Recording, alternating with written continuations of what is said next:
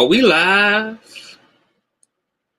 Are we loud, live, and in mother loving color? What is going on, Conscious Crew? This, of course, is your host, Conscious TV. You guys probably saw me 3 hours ago, okay? We had to have a little midday conversation about that Jamal Bryant. But we're here today with the gentleman's panel. Before we get into the show today, okay, I want you guys to comment, rate, share, and subscribe if you have not. Hit the notification bell as well so that you can keep up with all of the latest uploads from the Conscious and the TV. Okay, we're in for a great show tonight, so I'm excited to have you guys. Okay, I'm going to play our intro and then we will get into tonight's show. If I can find the intro, that is. My God.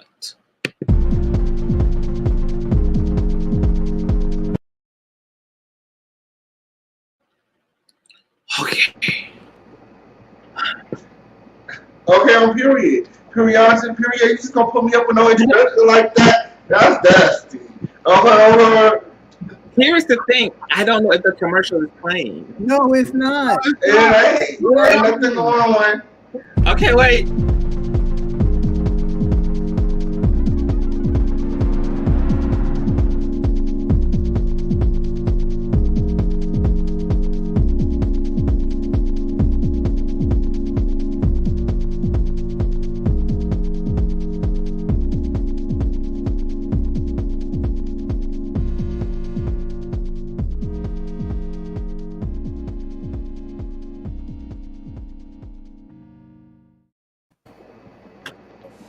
See, this is what happens when you only host once a month. Like, I be rusty. What's going on? Hello, chat. What's going on, gentlemen panel audience? What's going on? Hey, what's good, you all? Periodicity, period, all the way from the home of the situation. Period. Well, before we get started, let's, of course, go around, do a wellness check. Honey, well, first of all, can we give a congratulations to Pocahontas over here for her 5K subscription mark? Okay, can we give a round of applause to the situation, honey, for the growth? How are you? Okay, period. I'm on my way out. I'm on the way out. Period. How are you enjoying it? I mean, it's cool. It's motivated me more to connect with my audience and to, enlist the help of my subscribers. The Crown family has really been supportive of my journey. They've been encouraging me. They've been helping me behind the scenes, helping me get stories and exclusive, all kinds of stuff. So it's just lit. Okay? They're making my job so easy. And we feeling the bone straight tonight, honey. Captivating Christian, how art thou today? Hey, what's up, Conscious? I am well. It's been a busy week, but all is good. Politics is always moving, and I'm here for it. So let's get started. I'm ready to get started. How about it? Okay, all right. Rebel Son, how are you today? Hey, Conscious. I'm just trying to stay safe. I've been looking at, this whole moving thing. For me, I wanted to make sure everything is in place when I move. So I'm trying to get rid of stuff, sell stuff. It's been a headache. But, right now I'm just looking forward to getting away on my trip that's going to be coming up, just to be in a different environment. But are you okay? You seem a little down. All saying that anything. No, it's just from the running of, doing a lot of things I've been doing and working still, putting all that together. Asking. Yes. Okay, well, anything worth having is definitely worth having a headache over. So you're on the right track. And of course, founder and gentleman channel's proud forefather, Wilson. How are you doing today, Pastor? I'm doing all right. I'm just trying to navigate this stereo thing, but other than that, I am doing all right. I mean, really paying all up in my you dusty. You trying to get dusty. You gotta get it together, honey. You went up to the block his head wrap up there. Now you acting crazy. But anyway, No, but I'm just having a great time. I can't wait to the holidays, Okay, and really. I hope everybody is doing well. Now, you just brought up stereo. Can I ask real quick, how many of the guys here are going to be on stereo? Is everybody on stereo? Is everybody going to stereo? I'm about to go over there and get some of that money real quick, okay? If any of y'all need to team up, okay, up here, let's go get this done. Okay, it's money on the floor, honey. I have an avatar, but I have not done an actual. Me too. I haven't done a live yet either. Yeah. Well, I like it. It's different. I was just watching to see how everything was going to play out because I was always the person kind of let everybody else do it. If it's working out, then I could do it. You know, it's just I didn't want to jump. I'm not a follower like that, so I just didn't want to, you know, immerse myself in it. I'm gonna watch. I support people. Right. You know, more power. I do too. You know. Okay, so you're going to let the pawns go first. I understand. Pastor, I think you are already on stereo. How has that experience? Yes. Sure is with his lipstick. Go ahead. They ain't telling us. I'm giving y'all on you. That's okay. cute. I'm giving y'all non-binary teas over there. Okay, don't define me.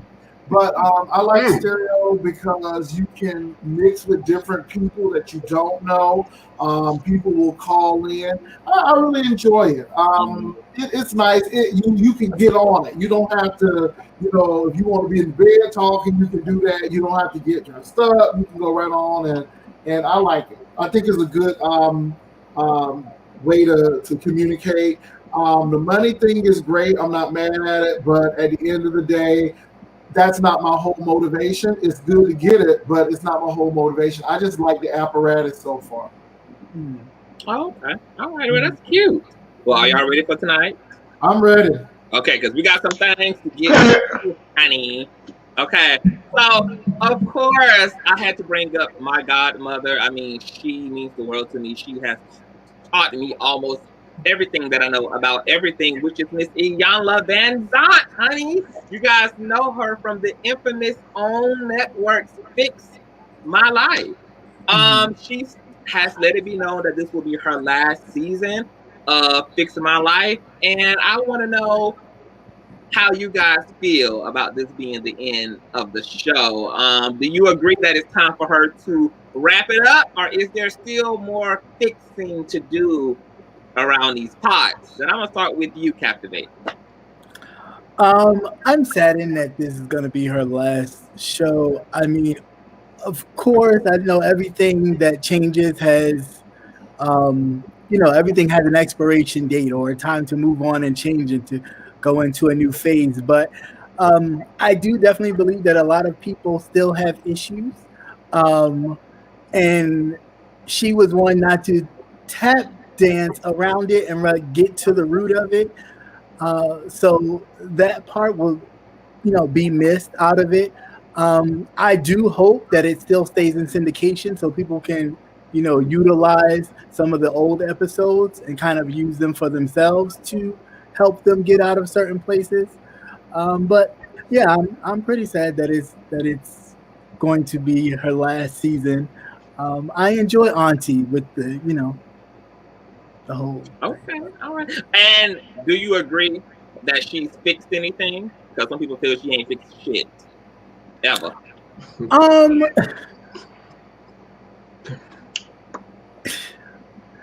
She's not. I mean, yeah, the title is "Fix My Life," but I mean, come on. Those of us who are critical thinkers know she cannot really fix someone's life because that is actually a process. Like, she gives you the tools to do the fixing, but you have to follow through with that.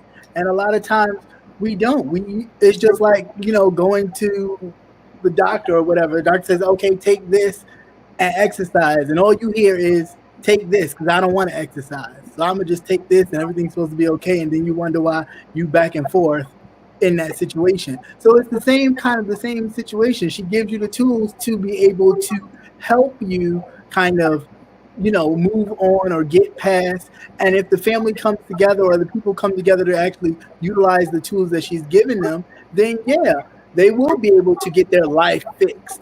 But when they just, the cameras are on, I can't believe she said that to me. I can't believe she was in my face like that. Do you know who I am? and then the cameras go off and y'all go back to the same, excuse me, but bullshit y'all was doing beforehand, of course your life ain't gonna be fixed. So, I mean, Okay, sir. You definitely utilized your whole 2 minutes. That was well, cute. thank you. Rebel. Listen, I hate to see her go, because hell, if Judge Judy could be here damn near to 100, why can't Ayanla?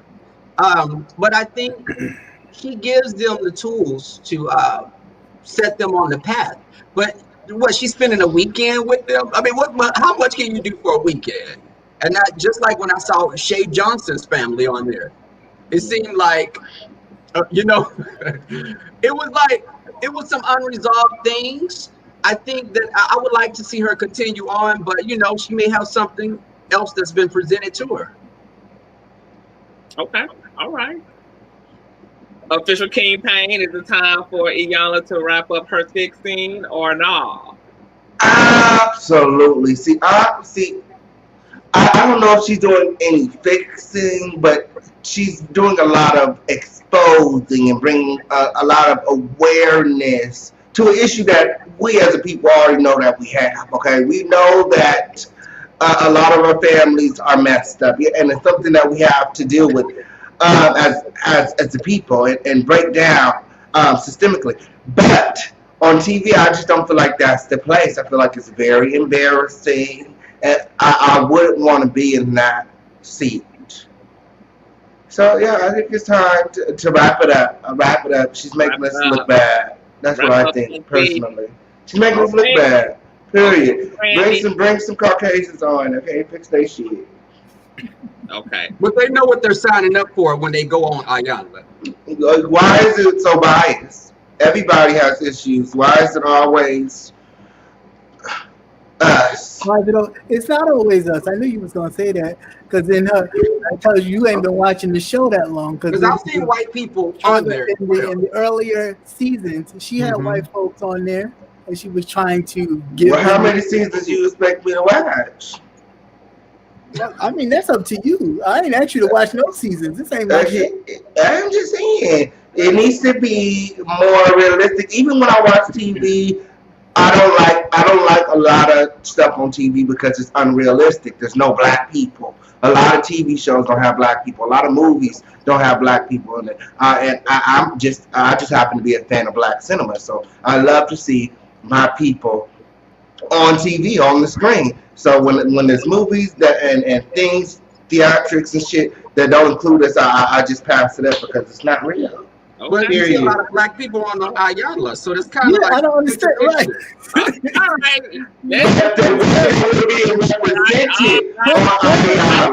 I specifically said the way that we are being represented. I don't agree with the way that we're being represented on Ayanla. Okay, she's doing a lot of exposing and not no fixing. Okay, and like Rebel said, you can't do a lot of fixing. It's two days, weekend. What's going on? How are you continuing to help these people? Okay, all right. She needs to do another series and highlight the changes that have occurred and highlight the shit that she's done for people. That's what she needs to do, because I ain't seeing it. All I see is a lot of mess. How you say it, Jay Wilson? Mess. All I see is a lot of mess. That's it. First of all, you need to turn that mic down. That sounds like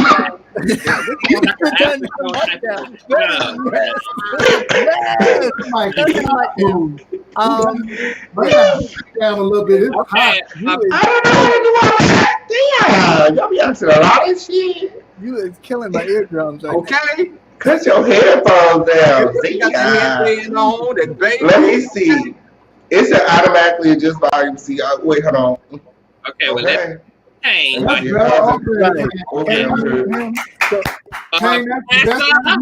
that's why you said all day. But let's let King pay audio. How's sound now? Still a little How cracky. do you feel? It's probably gonna be cracky. Okay, no, it's good now. How do you feel about Iyanla? Is it time to fix? Is it time to her to wrap up her heels, or is there still more work to be done? You know what? There is a lot of work to be done, but I don't know if it's going to continue with her. King Pain, to your point, we don't complain that Dr. Phil only takes an hour. And so my thing is Iyanla is doing a great job. And I think that Black people need to be on her show because a lot of us don't get the mental help that we need. So it's good that we're getting this. And Iyanla is a life coach. She doesn't claim to be a psychologist, but a life coach. I am sad to see her leave because I think her work is needed, but that's hard work. And I can see her getting burnt out doing all of this work.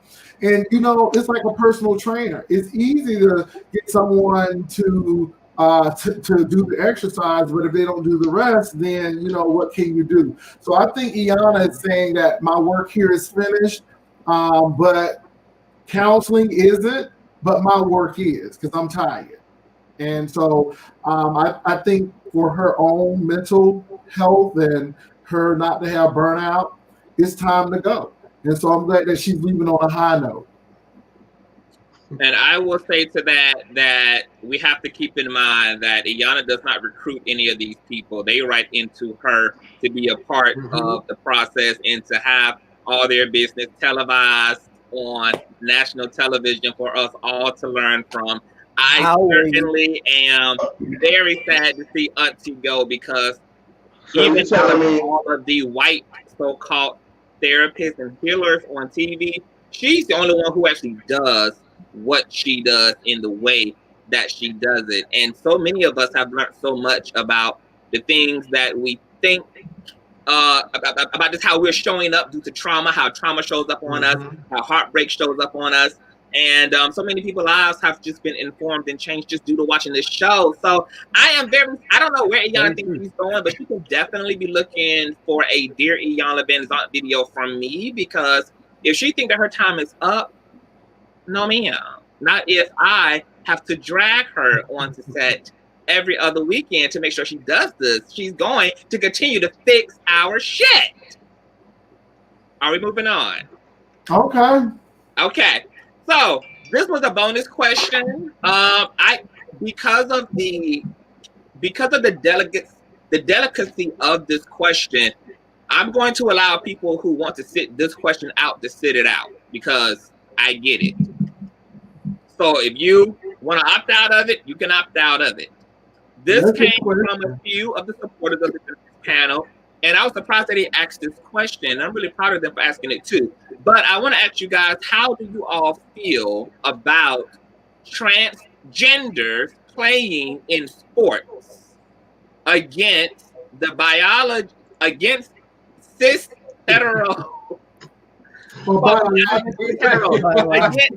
against cisgendered individuals? Do you agree that trans women should compete with biological women in sports, and do you agree that trans men should compete with biological men in sports? I'm going to start with you, Pastor. Start with me? Yes. Dad, why you got to start with me on this one? Because you know you're wrong with it. Oh, no, I'm not. My question was very short a few minutes ago. Thank you. That's a few minutes. Anyway, you question. Can I please? I don't need. He gonna do extra. I don't if you need want me to come back around to you, I can. You want me to come around to you? Yeah, I don't need, because people are interjection, and if they just be quiet and let me answer the question. Okay, yeah, and can we also not have no interjections? Okay? I know, that's rude. Because he never does that.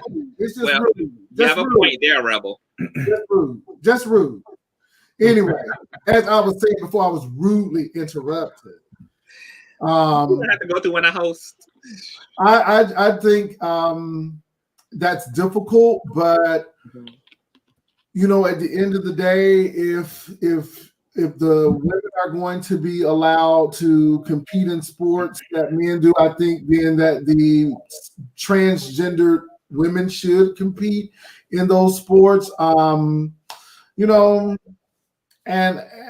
I know that people are like, well, that's not right, but I just think that if that's how they identify, that's how I identify. I know that's kind of hard for people to say, well, they still have certain things, but they're still taking their hormones. They're still doing this. Yeah, that's difficult. I think they should But I can understand why the athletes who are women would say, I don't know about that, because at the end of the day, they were still born male. So I'm twisted. I really don't have a good answer. In theory, yes, but in actuality, no. So I'm torn. I'm really torn on that one. Okay. And that's a fair assessment. That's a fair assessment. Rebel? Hell no. Okay. I don't care if you've gone through the hormone treatments, you identify as a woman, you still have that. Before you had testosterone, your musculature is different. You run track with women, you're going to have an edge on a woman running track. I don't think a trans man or trans woman should compete in the same sports as biological women or men. Men are going to be naturally stronger than women. I don't care how many testosterone shots or whatever you go through to become who you identify as. That's as if I'm dating someone and you tell me you failed to tell me that you were born a man or woman, and I date you. You misled me. I think people should know that, and I don't think that trans women or men should compete in sports with the same. Have a trans league. Start a trans league. Compete with other people that are like yourselves. And I know trans people, but I don't think that's a fair thing to put them in the sport. A trans woman should not be on a track team running. And I saw that in Africa, there was a trans woman that was running with the girls, and she was outrunning them because she was naturally more built than they were. But she was intersex, so she had both genders. She's intersex. Oh, okay. That's from South Africa. They did have some two teenagers. I remember one. I didn't know she was intersex. I thought she was trans.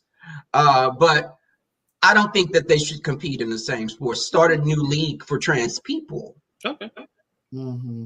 And I agree with that. Actually, what's going to be my remedy to rectify the issue is just allow trans people to compete with trans people, because one of the issues with the trans issue is that not all transgenders even own treatment, which means that they still retain all of their biological functions. And when you're competing athletically, it comes down to your biology and the way that you're built biologically. So it'd be very complicated if they try to squeeze that in together. So I think definitely allowing and creating a whole separate lane, just like the Native Americans had a whole third gender. They had a whole space in their culture for people who were intersex, people who were trans. India as well. They have it in India also, etc. Mm-hmm. So, Captivating Christian, what are your thoughts? Similar to Rebels. I mean, I don't agree with it. I think that they should definitely that they should have their own league, create their own league, to where in which they can compete amongst each other, and there's not a, because it's at the end of the day, how you felt inside and what you changed or semi-changed or partly changed to become the person that you feel more comfortable, that you see when you look in the mirror, that's fine. But at the end of the day, when you're doing athletic sports and things of that nature, it's all about the makeup that your DNA inside, not what you removed or added to add certain stuff. So I definitely feel like it'll be cool for them to have their own leagues and their own competitions, to where in which people can support them and it just be them. There won't be any type of, no, that's actually a biological woman competing against a trans person, and that's unfair because their makeup is different. That way you don't even have that argument. Okay, cute. Official King Pain, are you opting this one out, honey? Are we moving on to the next? Can I be honest? Oh God, I'm scared. I'm gonna be honest. I don't care. I don't care. Like, if you can get in, you can get in. There's no wrong or right opinion here, okay? And it's not my struggle. It's not my fight. I have my own set of beliefs. You know what I'm saying? I'm very understanding. I understand trans and their struggle. And, you know, if they could get in, they could get in. Period. Like, it is what it is. It's not like I'm about to go out and start a whole new movement. Okay? On period. That's up to them to do. Period. I really don't have no opinion on whether or not they should be allowed on sports teams. Okay. Now, I do want you to consider this campaign, and I do see your hand, Pastor. One of the things that's going to happen, like, could you imagine a trans man competing in a lightweight, like competing in a kickboxing match with a biological male? Like, can you But can you also imagine being singled out your whole life, feeling like you were born this way and wanting to fit in with them so bad, and the lane that you feel like you should be in, but they're telling you no, you need to go over there with those guys, the trans people. You know what I'm saying? Like it's just, it's so many different layers to it. Like, try speaking with the trans person. This girl, layers. Let me just tell you that. You'll never win. You'll never win. Okay? You never gonna win with it. This is a very interesting question because, like, one of the controversies came up earlier this year where there was a lot of trans women competing in, like, track and on track teams, and parents started to feel outraged, and so did the other girls on track, because the trans women were whipping their asses in everything. I mean, just across the, I mean, and not even by like a short measure, like by obvious discrepancies, like they, by a long shot, they were winning.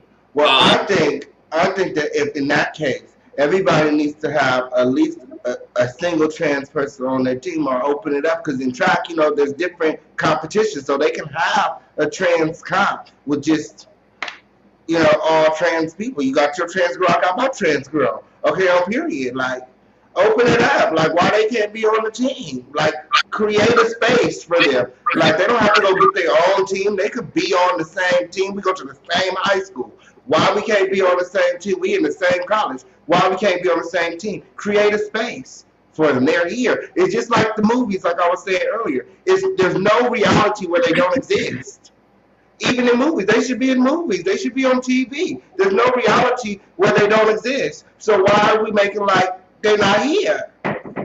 Well, I don't think that that's the issue, but I do want us to be clear that we're talking about contact sports, which is something that even trans women are concerned about as well, and trans men are concerned about. Of course, we all agree that everybody should have visibility, but I think when it comes to contact sports, that is a specific area that requires maybe some more thinking through in terms of how that will work. But my whole thing is this. Look, no, I said what I said. Wilson. Well, you know, believe it or not, King Payne, you need to drink more wine. That was real insightful and thoughtful. Oh my God, I'm agreeing with him a little bit, but I am. And this is what I want to say. I think it is very, this is why I'm torn.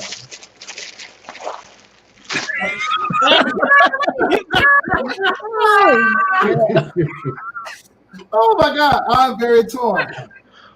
You know, when Sarah Bonalay came out to skate, she was so masculine. She was this, she was this. But then when Rudy Galando, or I can't think of his name, but he was the Latino figure skater, he was very delicate and graceful, and he wasn't masculine enough. So, I mean, I'm even looking at that situation of how we objectify things. She's masculine, she's athletic, but then he's graceful and he's not as this. And they used to get marked down for that. So I kind of agree with King Payne in that sense that, you know, if you don't ever fit in and then you gonna get a trans league, then now, bam, you sore thumb, and all you want to do is run for your high school. So I think they do need to create spaces. I mean, you know, they create spaces for us to get into UP and all of these schools. They do this for a lot of folks, and I just think that if you have somebody trans, then you know what, dag it, Maybe we have 2 to 3 trans people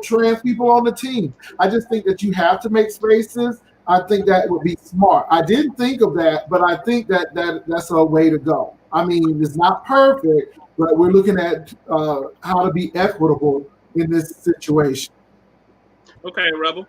I was going to add to that. That's almost like saying they have Olympics for people that are disabled, people that are in wheelchairs, people that are that may have like prosthetics. Mm-hmm. They're not competing against the people that are. So does being transgender make you disabled? Good. I think so. Are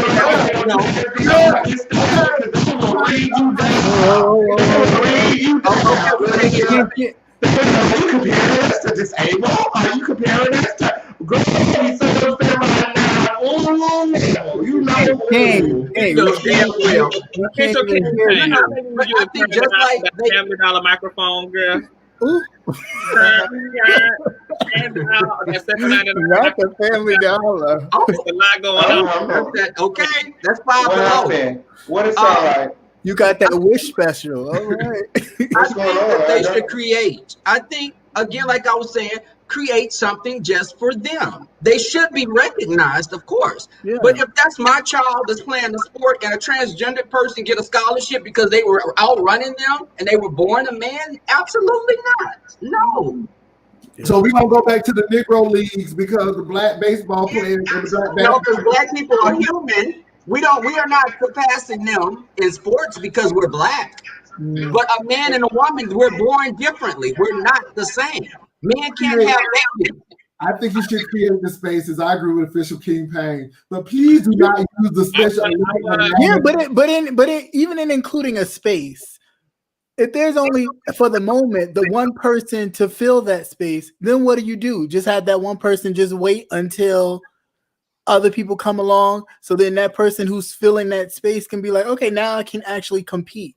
I mean, it's just like it's all right to start off with your own thing, and then maybe once you find a way or avenue to infuse the two, then maybe you can infuse the two. It's the same thing like having the Black League, like you just said. It was the same thing. We had our own thing because at first it was like, no, we're not doing it. Then some people had, the thought process to say, all right, let's just do it. Let's just try it, and let's just pick one person, put them in there, and see how it goes. And then everybody else started to follow in after that. So I tell you what, put your trans person in there. If them girls losing, then you need to go on over and get some trans people. They know how to recruit. They know how to recruit those black people at them predominantly white schools when they want their basketball team to win. So that's how I feel about the darn thing. King Payne, you have really inspired me. Come on, drinking. Before we move on to the next topic, I'm just going to say this. We are talking about science here, so right. Equivalency to talk about. We is not talking science. We're talking logic. No, you are talking science. We're talking logic. The host is trying to complete a thought. Thank you. We are talking about biology, and one of the differences, it's a false equivalency to compare white men competing to black men because there's no biological difference between black men and white men. There are 6,500 more hormonal differences between men and women. We're talking about science. We're not talking about your philosophy. We're not talking about the way you feel. We're talking just hardcore, objective, observable, measurable science that literally separates the sexes, female and male. And we're talking about sports. In the context of people can do what they want to do. Like I said, IMG Academy is in Florida. They recruit the best black athletes. And I'm just saying, at the end of the day, and it's not out of the way. It's creating spaces. And you know what? This goes to show you how we as gay men treat even people as transgender. And then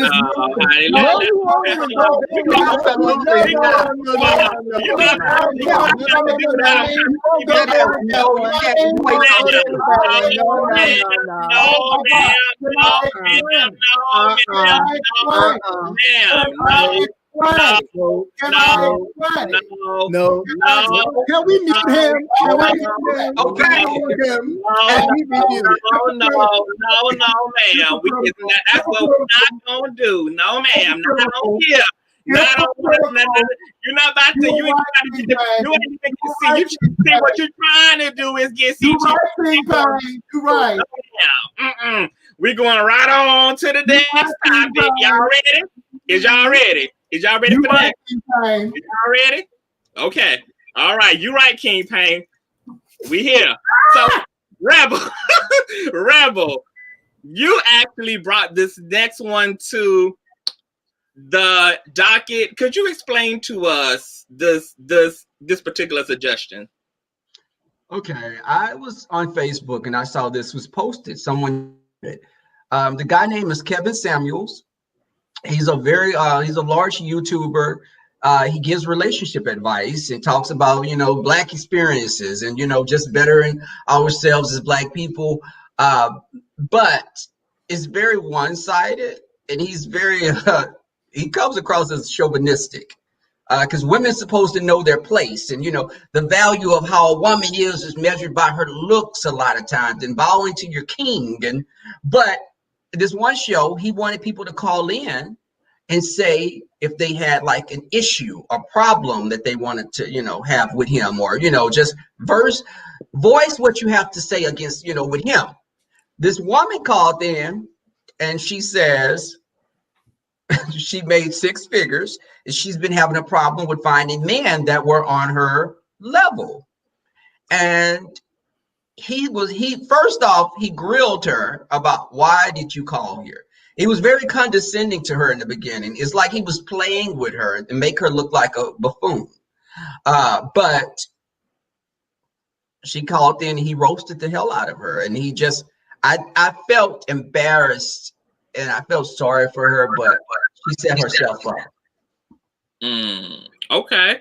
So I sent the link to the other guys on the panel, so they did get to see this. I would have played it tonight, but it's from another content creator, and I don't play clips from other content creators because on Mad Day, they get hella crazy. So I just do me. Official King Payne, what are your thoughts about average at best, the average at best video?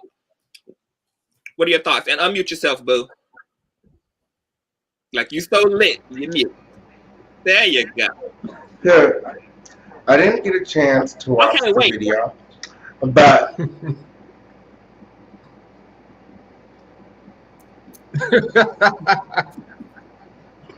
I read the question. I didn't see no link to no video. I didn't get. Did everybody else get a link? Yeah. 1, 2, 3. I didn't get the link. It was in the second email. I know was probably getting The second email. I didn't get the link. Good. Let me see. I can look. I can look right here. It's right here. I can look. Good. Ain't no link in this email. I wish I could share the screen. Ain't no link in my email. I don't got no lie. I ain't got to lie, girl. I just looked at it right now. I can see it right here. Ain't no link in my email. So we're going to take your word. We're going to take your word for it. Like those acting classes are paying off. Exactly. So based upon what Rebel described, hold on. So Rebel, what would you say the question is as it pertains to the video? The question is, should people date what they consider on their level? Should you consider the person you're dating if they're making less than you or making more? Because what if the person 6 figures, what if he's making 7 figures? Do you think you're beneath him all of a sudden because he makes more?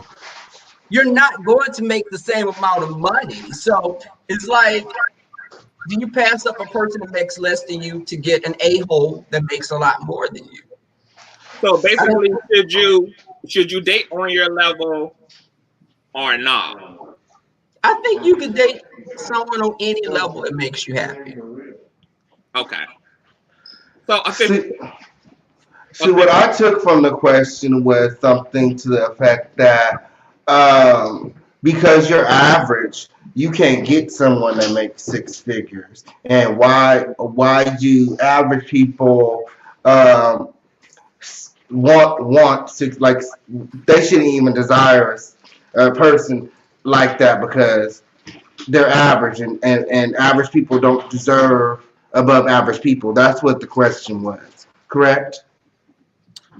Yeah, because he was Along those basically lines. describing that in the video. He was basically, yeah, I mean, he was saying that essentially. Well, I read the question in its entirety.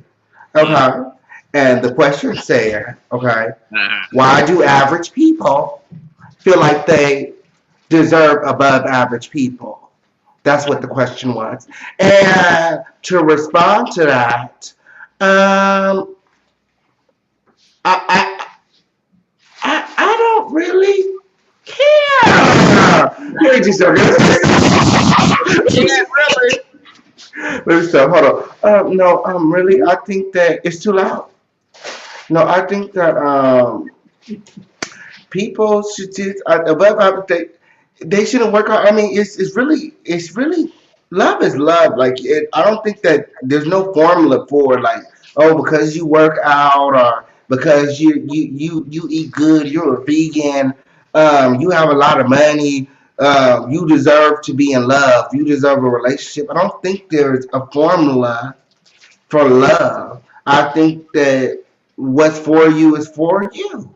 And I think that there's certain opportunities that present themselves, and sometimes you take advantage of them, and sometimes you don't. Period.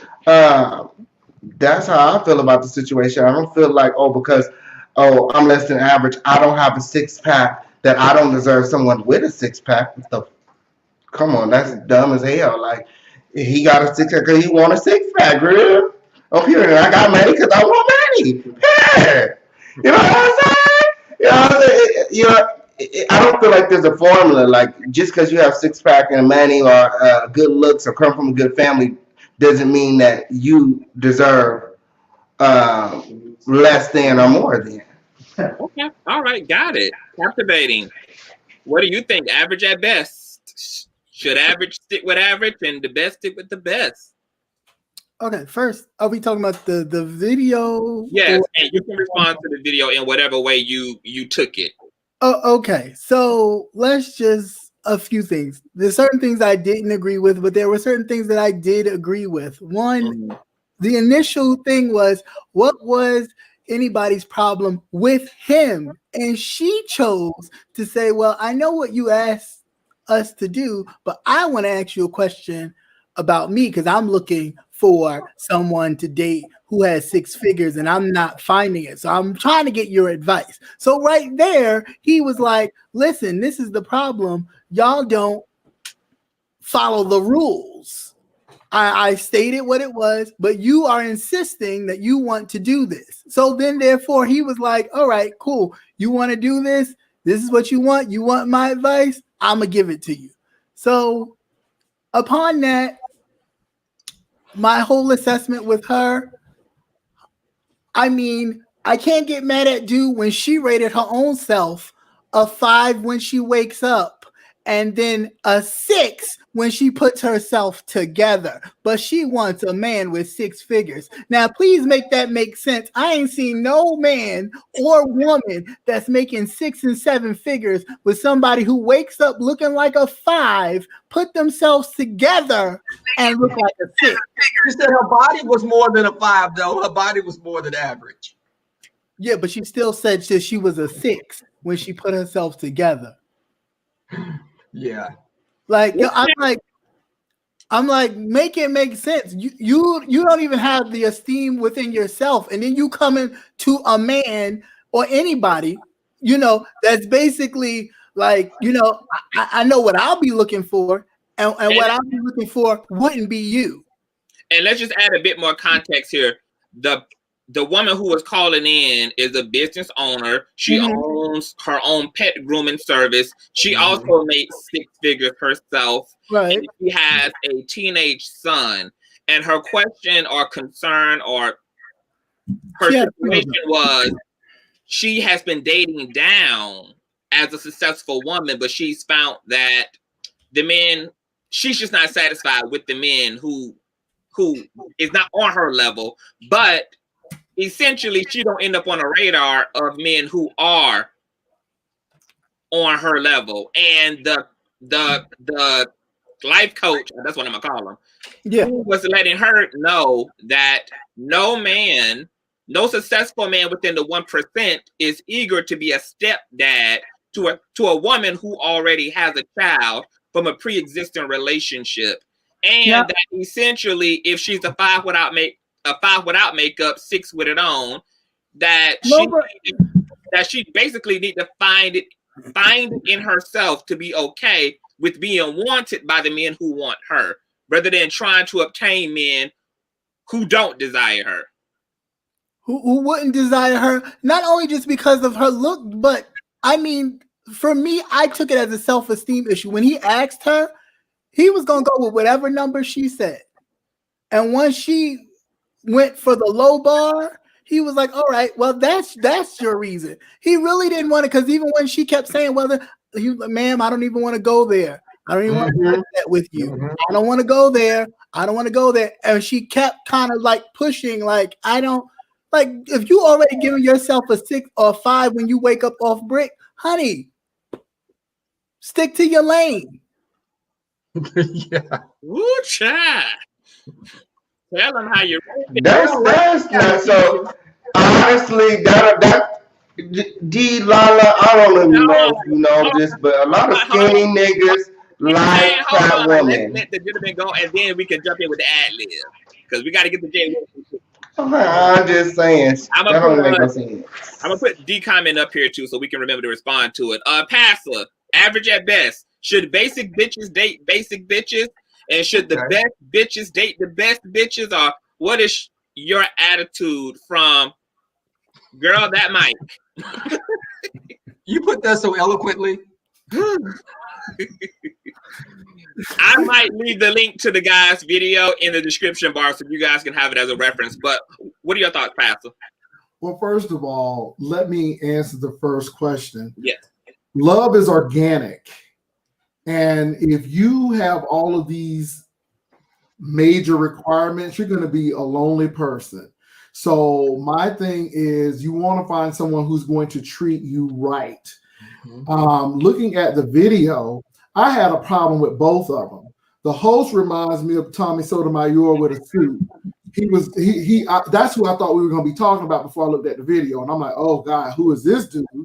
And then the lady had issues. I didn't like her situation that she makes 6 figures and she wants somebody on her level. And are you serious? She said that the men who wanted to date her always wanted to get on into her business. But there are men who actually work jobs who really don't want to be in your business. So my thing is, where are you meeting these people? So you're only, I guess what you're giving out is what you're getting in. So what are you giving out? And then for her to rate herself, it just goes to show you she has low self-esteem, and money can't buy esteem. You cannot buy class. Now, as far as the gentleman is concerned, I understood what he was trying to do, but he could have just said, you know what, this is not the topic today. Goodbye. He wanted to teach her a lesson. You know what, but it made him look really like a jerk too. And then for him to tell her that you got a baby, you got a sketchy daddy, the baby daddy is sketchy, and no man in their right mind gonna want you. You just need to deal with average, because ain't no man who is making money gonna want you. And I find that disturbing. I find that wrong as well. So I'm like, both of them are flawed individuals, and it just didn't play out well to me. So I don't give him props, I don't give her props, because they were both wrong. And it's all this attitude that you got to have this to get somebody, and that's not necessarily the case. I have a problem with that. Okay, Rebel, what are your thoughts? I thought it was a lot to watch, but I thought it would be a good conversation. But when he said she was damaged goods, it's like his mindset, he put things on her that wouldn't apply to a man. It's almost like, well, you have a kid, you're damaged goods. What man wants a 35 average looking woman with a kid? I know people that have children that meet guys that want them, and they can have 3 or 4 kids running around. It's all about how the person treats you. If the person has some type of ambition, I will, I could date anyone. I wouldn't date someone that was a doctor and he was an a-hole. Why? Because that's his money. It's not my money. We can build things together, but I think he came across as very condescending. He wanted to make her look like a fool because he said, I'm going to use this as a teaching. I'm going to use this as a teaching experience for you guys. And he kept telling her, I can book you, come and see me, like, come pay to talk to me. And she said, what threw me also is when she said, well, I can garden. What the hell? I know how to garden. And that was after he asked her, well, what do you bring to the men in the 1% table? And she said, well, I know how to plant a garden. I'm like, well, I got a damn ivory on my porch right now. Hey, does that make me desirable because I can throw a ficus tree up? I mean, and what he's saying, Rebel, to piggyback, what he's saying is, what? Women who can be trained and don't have no experience is what the 1% want. Because you may be, I'm serious. I have talked to a lot of men who don't want a woman who's going to challenge them. They want somebody young, stupid, who don't know no better, who they can control. And I see a lot of control issues, but then I'm looking at her and I'm like, well, you having issues with your self-esteem, but then you telling somebody you don't want this type of man. And if you are that woman who has all of this going for her, but yet you let this man break you down like that, Lord knows if you get a man in the 1%, what he's going to do to you. And I just felt that, look, get out of this money thing. Find somebody who loves you and honors what you are about, who shares your values. I can deal with that.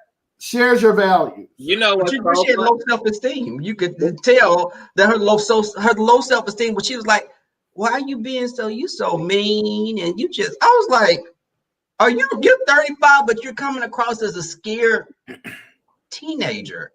The self-esteem, it was just, I guess she's one of those kind of people that money is what she felt gave her power. And she would meet guys and she'd probably be that kind of person that has like when they go on a date with you or they put their profile up on a dating site, they let you know all their finances. I drive a Porsche. I make 6 figures. They're going to want you for your material things and not for who you are. Okay. So I want to add this piece. I agree a lot with what everybody pretty much said. My own personal assessment about the video specifically was, for one, he did relentlessly beg her to book a private session. She absolutely insisted upon him dissecting her, analyzing her, right then and right there. And he literally gave her several opportunities to decide if that's what she really wanted. And she decided that is what she really wanted, for one. Mm-hmm. Secondly, what I did appreciate is I appreciated the level of truth, because I think that we spend too much time around people who are a little bit too nice to us in terms of what we really need to hear. And so I appreciated this kind of, you know what, I'm going to give it to you without the filter. I'm going to give it to you without the safety guard. I'm going to give it to you how you need to be given to it, because obviously the people in your life ain't giving it feedback. That's to obtain them in for the 1%. So somebody need to tell you the whole damn truth and nothing but the goddamn truth. So I appreciated that about it as well. What I will say too is I'm gonna need this particular panel to make up its mind, because I love how we can sit here today and talk about how love should be so transcendent and it should be about how somebody treats you and blah blah blah. But when King Love here has went on those tangents on the panel, it's been all conscious. You don't want a man with a good credit score and all conscious. You don't want a man who can pay for dinner and all conscious. And I'm just like, and King Love was just like, but what about the love? If I'm happy, he's happy, we vibing, and I can pay the tab. hell, what's really the issue at the end of the day? And it was a whole bunch of issues. Now, unless the Holy Ghost done enlightened some folks since that last conversation, I take it as a win. But I remember being crucified not too many shows ago about just putting love on top of everything else. And I do agree that the bitch needs to realize she ain't asking for love. She's asking for a very material-based relationship that ain't gonna last, and she ain't gonna get her needs met any damn way in if she's after only a man who got his own business, only a man who makes six figures like her, and she leaves out of the equation a man who loves her 5 to a 6 average looking ass. That's the real heart and the joy of it. But are we done? And are we moving on? No, we're not, because we let you just get it out, get it all out. It's different than taking care of a whole man. These men she dating probably have some, but she probably has more than them, and she's integrated. It's one thing to say, okay, boo, you don't have to work or da da da. That's one thing. So I don't knock what you do. If you want to take care of man, that's your business. But in this situation, it seems like she had all of these things. It seems like she just probably got out of poverty herself, and now she done did all of this stuff.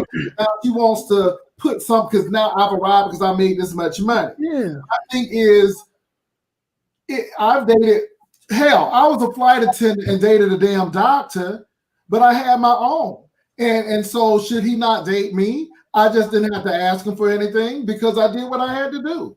So well, I think that in his defense, he was just letting her know, look, the reality is you can want whatever the hell you want, but there's a science to what you want. And these men, you're talking about the 1%. These men can have the pick of the litter. Why would they choose a woman who already has a son from a pre-existing relationship when they can have a fresh start, when they can also have a woman who's a 10, when they can have a woman who's a 10 and who makes 6 figures and who don't have a son? You are playing in a league that you, in fact, may not be on, and you have to consider that if you keep trying to add up 1 + 1 and keep getting 0 instead of 2. Well, she may not know. Absolutely not. Absolutely not. Girl, don't sell yourself short just because you don't have the perfect body. Girl, you make 6 figures. Girl, you can have any man that you want. Okay? Period to the period. Don't sell yourself. Oh, because you're fat, you deserve a fat person. There's plenty of fat women with sexy niggas, okay? I see it all the motherfucking time, okay? Period. I always be white. I see a sexy nigga at the supermarket and I watch. I watch to see who he here with, because you know niggas don't go grocery shopping like that. I'm like, who's happening here with it? It's always somebody that look like they ass. Okay? It's always somebody. You know what I'm saying? So it don't matter how you look, okay, on period, especially if you got that choke. Period. It don't matter how you look if you got that choke, so don't let these people tell you you don't deserve somebody. Okay? If you got that choke, period. Period. Official. It is literally your microphone, gentlemen. Like your mic is on fire. The mic is on fire, baby. I will say this. Even in the video, he asked her questions that let me know that she may be successful, but 6 figures and in a special elite class like the part she wants to be a part of, absolutely not. He asked her, do you know of anybody else that makes 6 figures that you know? Her first answer was, well, my father and my uncle. Said anybody else? No. Right. Like, what town are you from? I mean, is your population 1,200 in that town? Right. I mean, I was really like North Carolina, so yeah. I just think that perception is everything, and you know how he came at it. The thing is, it was harsh, but don't tell. Well, sometimes you can listen, but sometimes I understand that, and I am one who at times my delivery is not the greatest, but sometimes you cannot go through life like somebody going, well, listen, honey, this is what you should do. It's like sometimes you need that reality, like, hey, listen, you're not built for this. But like, why make the lady judge herself on the scale of how she looks? I thought that was like, really? But hold on, but I would answer that. He only boomerang back to her what she said. He didn't judge her. He did not judge her. He asked her. He didn't judge her. He just boomerang back to her. Like, if you feel like you average, if you believe you average, then that goes into the equation of why this ratio of you to the 1% man looks the way that. But that's exactly why. Because 1%, you have to realize 1% men have access to everything, to the ideal world they want to live in. Their money and their clout and their resources allow them to have access to the best. So you're competing with the best of the women for that 1% man who's in that 6-figure tax bracket. And then the reality of it too, even if a 1%er happened to see someone who's average and then had the money to give them everything that he or she wanted to make them into whatever they wanted to, that's like winning the lottery. Girl, could you please just live your life, set your standards, and whatever, and pray for whatever you want, and keep doing your business and working, and then it'll come to you. Like, you on this kind of fantasy trip, it's like, come on, get a grip. Like, reality is. A lot of the women didn't feel. I understand what you're saying, but a lot of women didn't feel that way, and they were like, "This is so misogynistic of what he's saying." And I understand what you are saying, but it did come off as misogynistic, whether it's true or not, and how he did break it down. And then I thought she came off as ignorant because the questions were right, but again, people think that he came off like Tommy Sotomayor in a suit. That's all I'm gonna say. I mean, I'm not saying it's wrong. I'm just saying the perception that it gave some of those women. You ask any guy on this panel, I bet no one's gonna say that they're 5. Right. I mean, it's just the reality of it, and what we have to get, because I know you keep mentioning that man, whatever his name is. I'm not too familiar with him. I heard. We don't give no free for promotion here. But I'm just saying, but even in that, what we have to stop doing is taking everything as a personal dib. Like, oh, that's personal to me. Sometimes you gotta kind of dissect it and take out what exactly is good for me and leave the rest of it as garbage. Stop taking everything so personal, because everybody's not going to come to you with the sweet, listen, this is what we need to do as a people. This is what we need to do as people. No, listen, this is what we need to do, period. We're out here dying in the streets. We don't have time to be holding hands and marching, singing Kumbaya, making fried chicken in the back and doing other. I don't feel bad for her because, look, if you go to be in Judge Judy's court, you know what Judge Judy gonna give. If you want to go to Kaya for feedback, you know what Kaya gonna give. So this woman was a fan and an admirer, and she knew exactly. She said, "I love your show. I love your content," and that's why she wanted to sit up in his face and have him deal with her rather than anybody else she could have chose from. So I don't feel bad for her. Do you see me? When she said, "Can you see me?" Can you see me? Right. I think I'm fake lashes on your eyeballs, looking at her flashing, looking crazy. I think it goes two ways, but I understand what you all are saying for sure. But I want men to feel the same way when women and people talk to about same gender loving and black men. So the same thing that applies to her should apply to men as well. I'm just saying. Okay. I agree with that. Move on to the next topic. Yes. Okay. All right. So this is another one where I would have preferred this to be in a clip so that I didn't have to do all this explaining.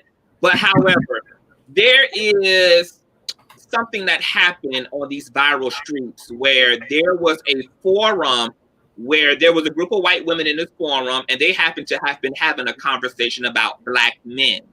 They were going in on black men. They were saying how black men are easy, they're slutty, They praise the ground, the earth that a white woman walks upon, that they smell horrible after sex, that black men have low They self-esteem, got some that nerve. black men would do anything to have that black men value them more than black women, and that they actually find this kind of pathetic. They also were making statements like a black man is good to fuck, but you don't marry the black man because the white culture devalues the white woman once she starts dating interracially. They were also saying how when a black man dates a white woman, his status goes up. But when a white woman dates a black man, her status actually goes down. Her pussy is depreciated, okay? So this caused a laundry list of controversy, honey.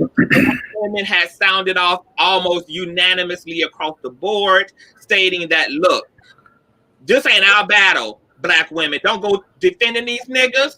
They praise these white lice-headed ass bitches all the time. Now that Becky done told them the truth about how they feel about their Negro ass, you let them deal with it. You let them. Don't super save these hoes. No. And do you know what happened? Interestingly, even though the receipts were there and white women were speaking out of their own spirits, out of their own merit, black men still blamed the way that white women feel about them on black women. So my question is, should we keep saving black men? Should we keep saving our coons? Is really what it comes down to. Should we keep saving our coons? I'm going to start with Official King Payne. Hopefully Dollar General microphone has extra advanced settings and everything is okay now. Purr. Oh, you sound so good. Uh-oh. Okay, That's Trey. Oh Lord, that Trey getting on his nerves. Oh Jesus. Oh my To the God. left and to the right, girl. You got dick to the left and to the right, girl. Okay, somebody get. Ooh. Girl, to the east and to the west. You're muted. We can't hear you. We can't hear you. No, I think Okay, on period. Periana to the period. Baby.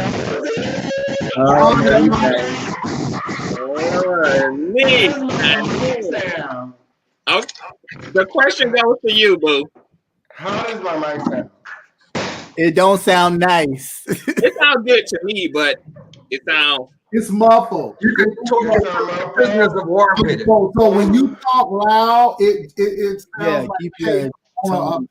So you got to keep it in a monotone. Yeah, do your Because I just adjusted the settings. Does it sound like earlier, or does it sound better than earlier? Right now, you sound good. Mhm. That's But what when you go in the upper register, when you sound like a macaw.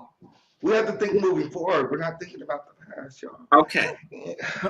Anyway, so moving forward. I'm gonna need a drink. Right, dealing with you. So moving forward, could you just ask me the question just one more time, please? Okay. Should we Damn glass. should we keep saving our black men? Oh yes, absolutely. You know what? I know what the question is. Thank you. Please, y'all act like we didn't know what these white women was thinking already. We already know what these hoes think. These niggas are stupid for dating them, girl, period. And of course, we should continue to save our black men. Period. Don't ever turn your back on our black men. That is what they want. Okay, Even don't you ever still. do that. Period. Continue. Be like Jesus. Be like Jesus. Okay, don't force it on them. Just be better. Okay. I need some brown liquor. Girl, all of that. Yes.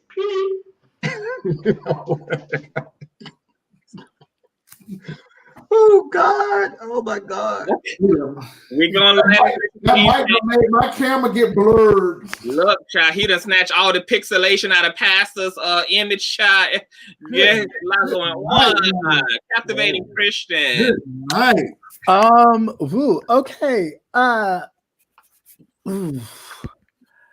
Should we defend a black man or stick? No, absolutely not. I mean, when you it's almost like people worshiping a false god or idols. You worship them so much, you want to be like that white man so much and take his woman, and you feel like having his woman is a prize, I've made it to a different level. Now you get to see that even if you think you made it to a different level, they used you. Now I will say on the flip side, they got some nerve talking about how somebody stink after sex when they smell like wet pets and everything else, the wet potato chips and God knows what else.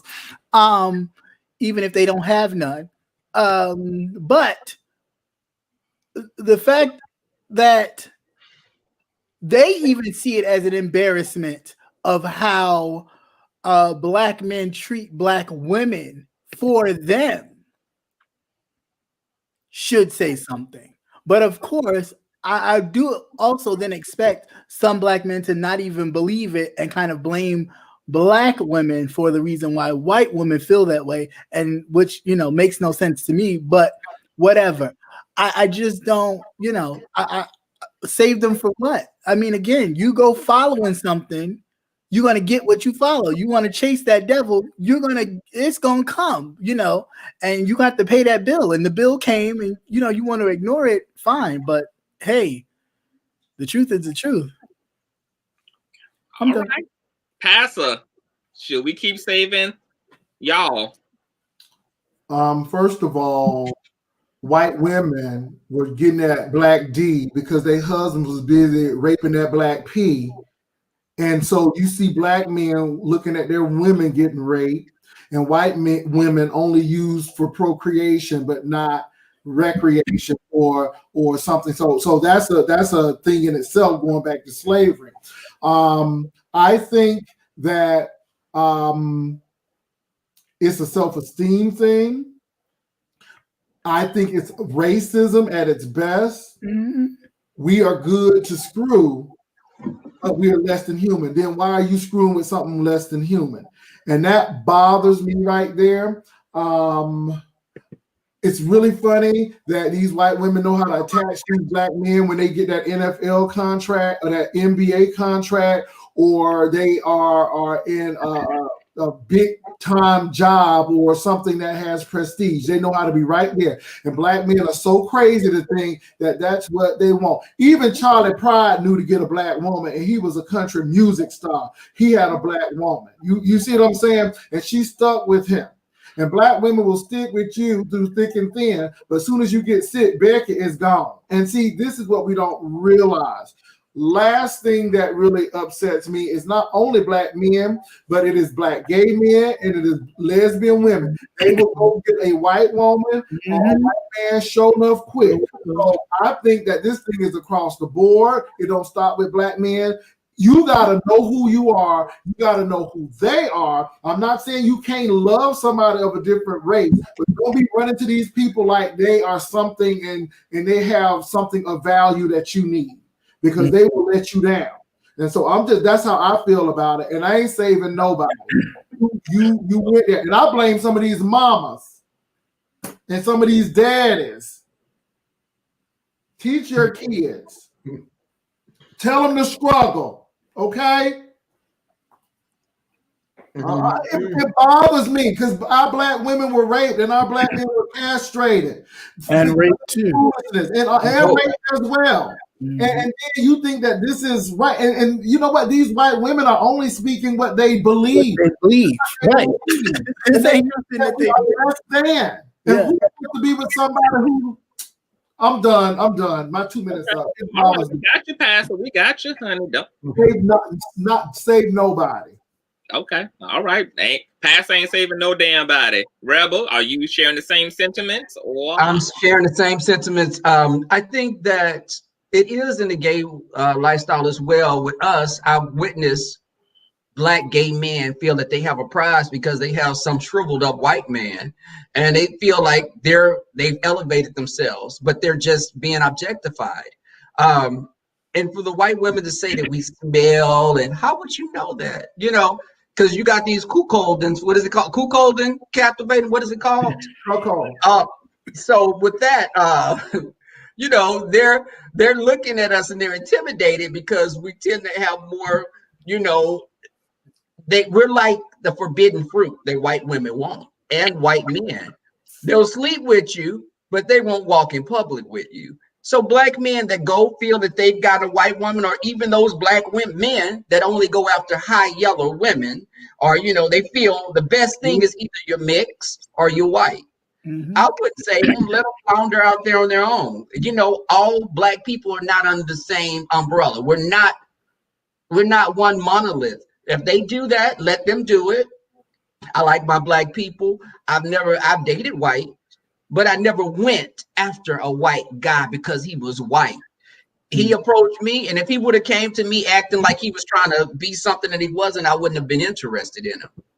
Love is love, but these black men that feel they're blaming, I don't know the correlation between black women being blamed for white women saying these disparaging things about black men. You see that beautiful black there's woman? No connection.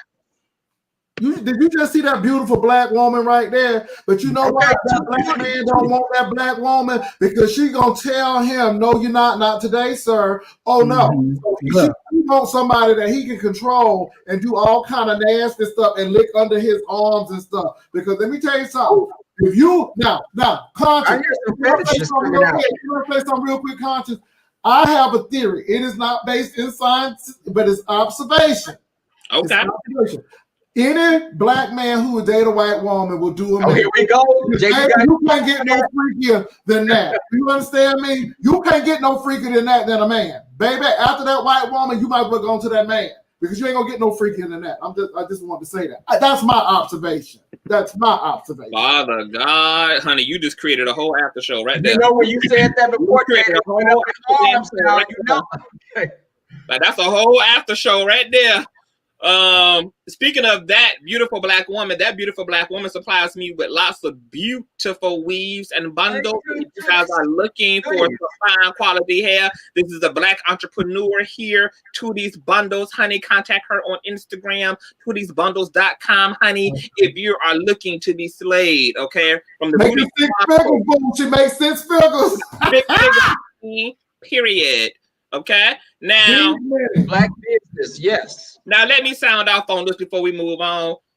I agree with everything everybody said here. Aside for one thing, I am learning to be on code because I realize that's what protects every other race from every other race is they do act on code. I am always going to save your black ass from white people. I don't fuck with you personally. But I will let Becky know, bitch, what's good. I will let Kyle know. I will let Billy know what's good, bitch. Because at the end of the day, girl, white folk ain't just directing that energy individually to them niggas who do that. That energy for all of us. So I feel like anytime white people start flexing, bitch, yeah. Look, just like I said in my previous commentary with Candace Owens, Miley Cyrus' sister called Candace Owens a nappy-headed hoe. And I said, hold up, bitch. I don't do Candace Owens. I don't feature Candace Owens. But at the end of the day, bitch, Candace Owens is ours, honky. Okay? And you're not going to disrespect her because you feel it's cute and because you snuck in the bushes of some black comment sections, watching other black people go in on Candace, thinking that you also have the green light to do the same thing. So I think we can protect black men and black women who coon out publicly and deal with them privately. But I do not agree with not caping for our community because every other community is on code. You don't see white men dragging white women, even the white women they don't approve of on a public scale. You don't see white men doing that either. White men are white women. So for me, it's a super saver hole for me. But did we do that with OJ? We did that with OJ. So we done did our whole thing. We did that with OJ. He knew he was supposed to be with that woman, and we prayed to God that he got off. We prayed to God that he got off. I'm done with it though. I'm done. Y'all haven't learned y'all lessons. Okay, Y'all have learned y'all lesson. Oh man, I mean, look at Tiger Woods. Okay, that girl done took half of your fortune. I'm done with it. I'm so done with it. I'm just tired because the thing is, you don't want to embrace us, but you want to go against other people, and then they leave you and kick you to the curb. But and you come back, and you want the black community to get behind you. But here's my issue with that too, though, is we have to, like, on one end, we can't spend our efforts articulating how anti-blackness and colorism work, and then we blame the victims of that system for being victims of that system. There are melanated people who are anti-black as fuck because of the system, not because of them, not because of themselves, not because of being properly informed, but because of a plethora of complex shit that just ends up equating to anti-blackness, that ends up equating to that type of self-loathing and self-hate. So I have to empathize even with the Candace Owens. I have to empathize even with the O.J. Simpson. I have to empathize. I'm like the Jewish people. How long do we keep? Don't give your culture, and don't forget what has happened. Don't forget Messiah. Yeah. And you have a few Jewish people that go out the spectrum, but not too many. I'm not saying that it's right, but they have a system to make sure their children know what's really good and what's going on. And they have been just as persecuted and still being persecuted. But I don't know. I will support people. I hear what you're saying, Conscious, but it's really hard. I'm going to tell you, I struggle in that area because you will thumb your nose down at somebody and then you'll be needing help the next day. I'm just, okay. Okay, all right. You're going to say something because I was going to add something. How can you save people that don't want to be saved? Well, this is... if that shoe was on the other foot, would they save me? Because just because we look alike don't mean we have a kinship. We don't have that. We're genetically similar, but there are some black people that will never be on board with other black people. Mm-hmm. Let me say that's just like a black man being with the Republican Party and knowing what they're about. They use you for what you were, but as soon as you get out of line, you like silk and dime and a dime and a silk, and you cut to the curb. You kick to the curb, and what you do, you come to the black folk. But that's how it is. We use you for what we can get out of you. We use you because you speak our language and you kowtow to us. Right. But as soon as you get a little aggressive, or as soon as you speak your mind, you done. We gone. I don't got time for that. Anyway, to speak to Rebel's point about, this is what I find interesting about Jesus Christ. He put the burden on those who know better. At the end of the day, when you say, if the shoe was on the other foot, of course we know how they will act, because once again, we're talking about people who are uninformed. We're talking about people who've been shaped and informed by the system that we're talking about of racism and how that's impacted a community that's been oppressed psychologically, spiritually, in all of those ways. At the end of the day, the blacks within the black community who hurt other blacks and kill other blacks and steal from other blacks and make live in hell for other blacks, they are the villains. But because there is a system that creates that, the other ugly truth that maybe our egos can't deal with is the fact that they also are victims at the same time. Both of those. Hold on. I don't want to make the point.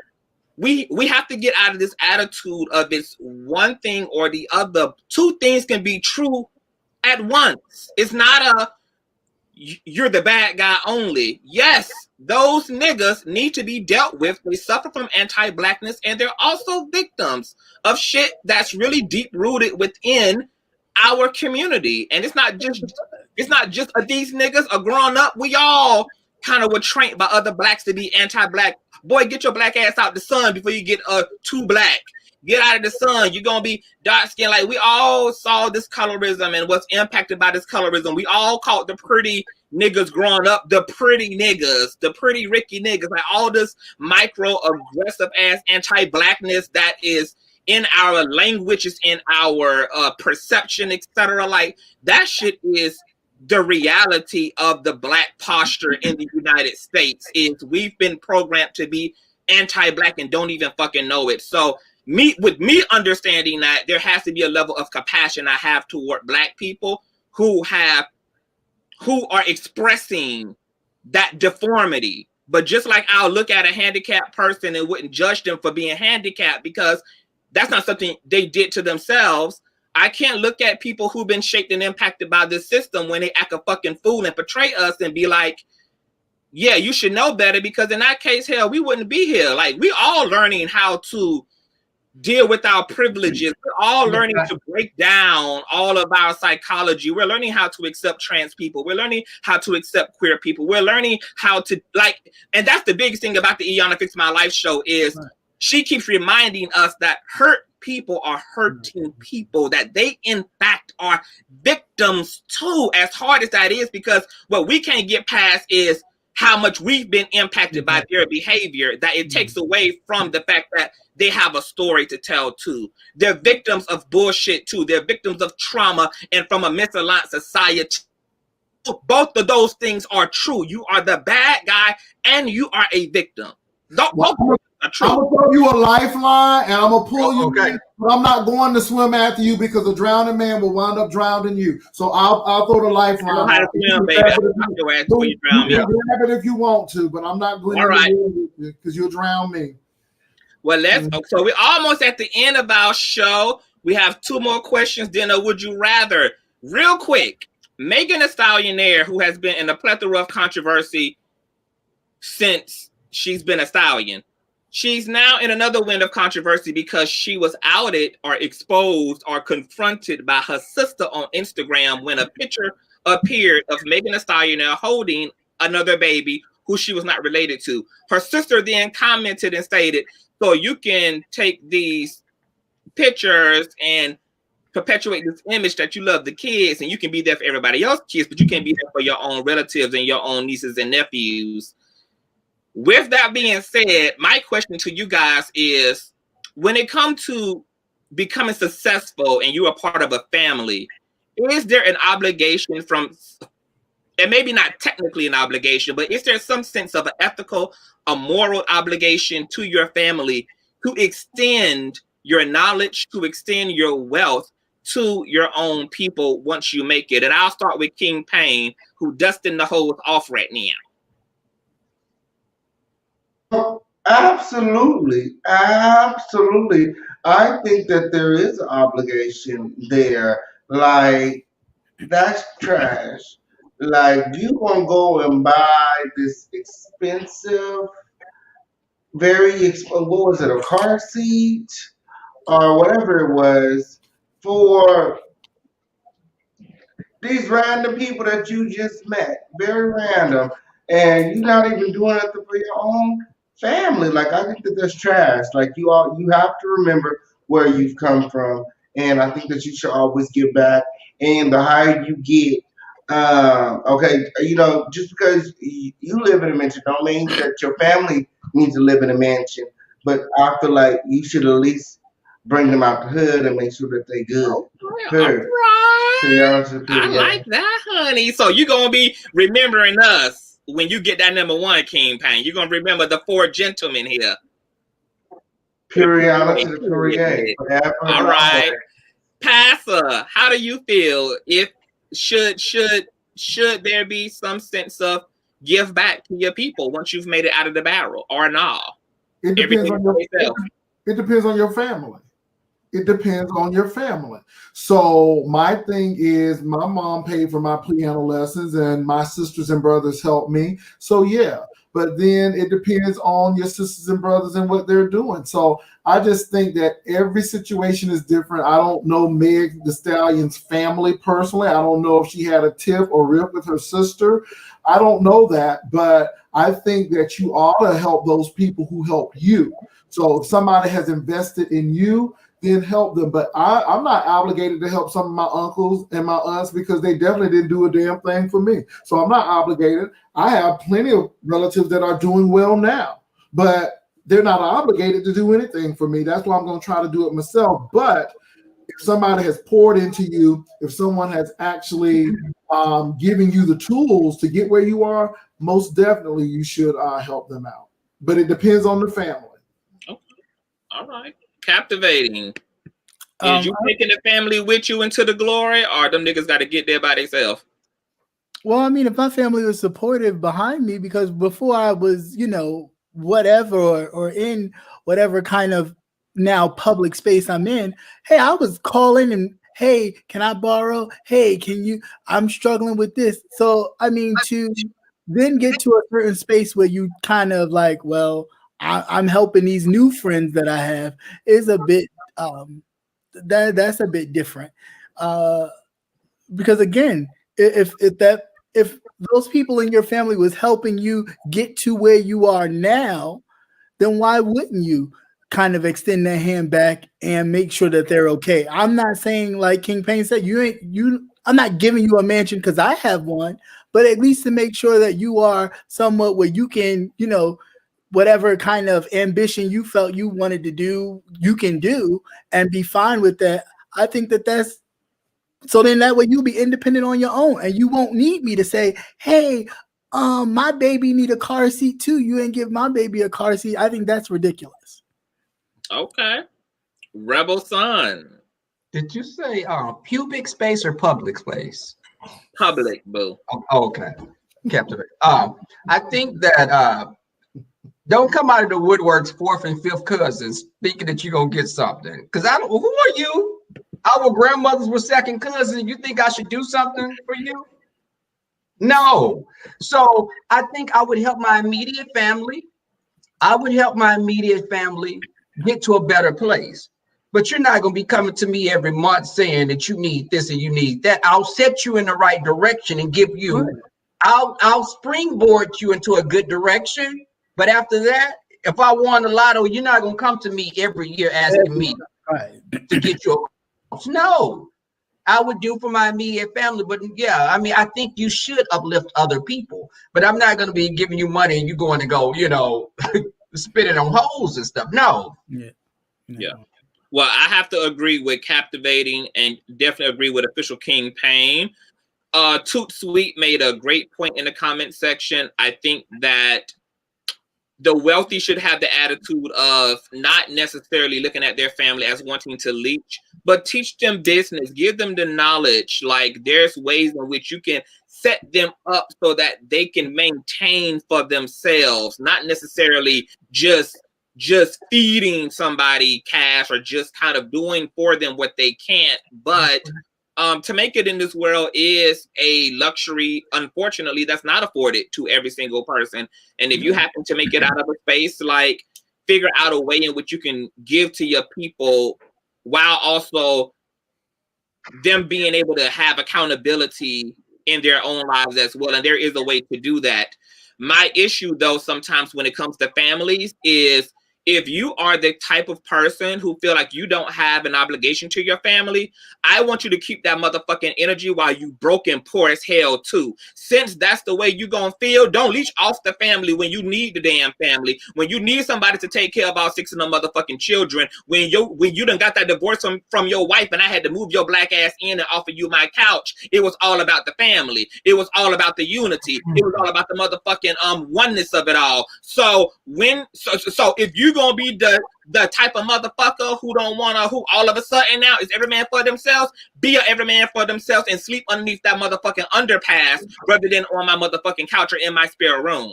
Keep that same energy instead of eating out my refrigerator, which I'm loaning to you. You can dumpster dive in the back of McDonald's and get those free McNuggets that some bitch forgot to pull up at the window.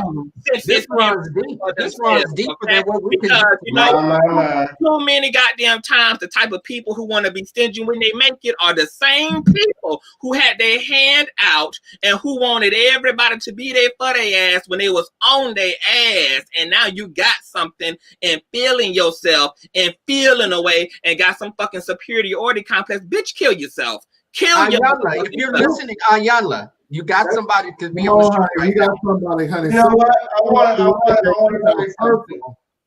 to say something. So, in reference to the question, I think that it depends on where your help comes from and whether your glass is half empty or overflowing.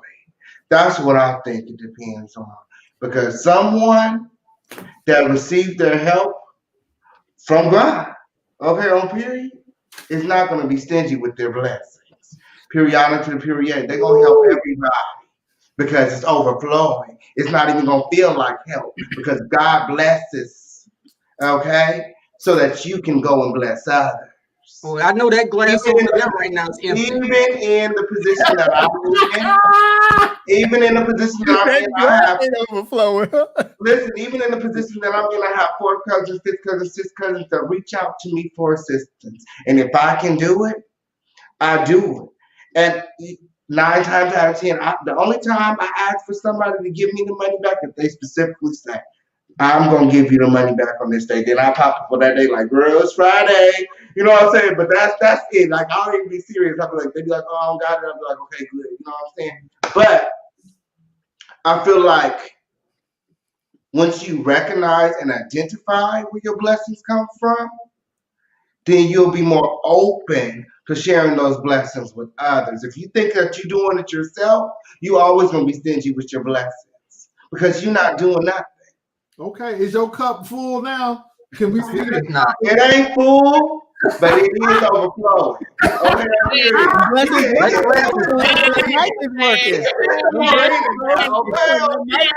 Yes, God, it ain't full, but That it's glass-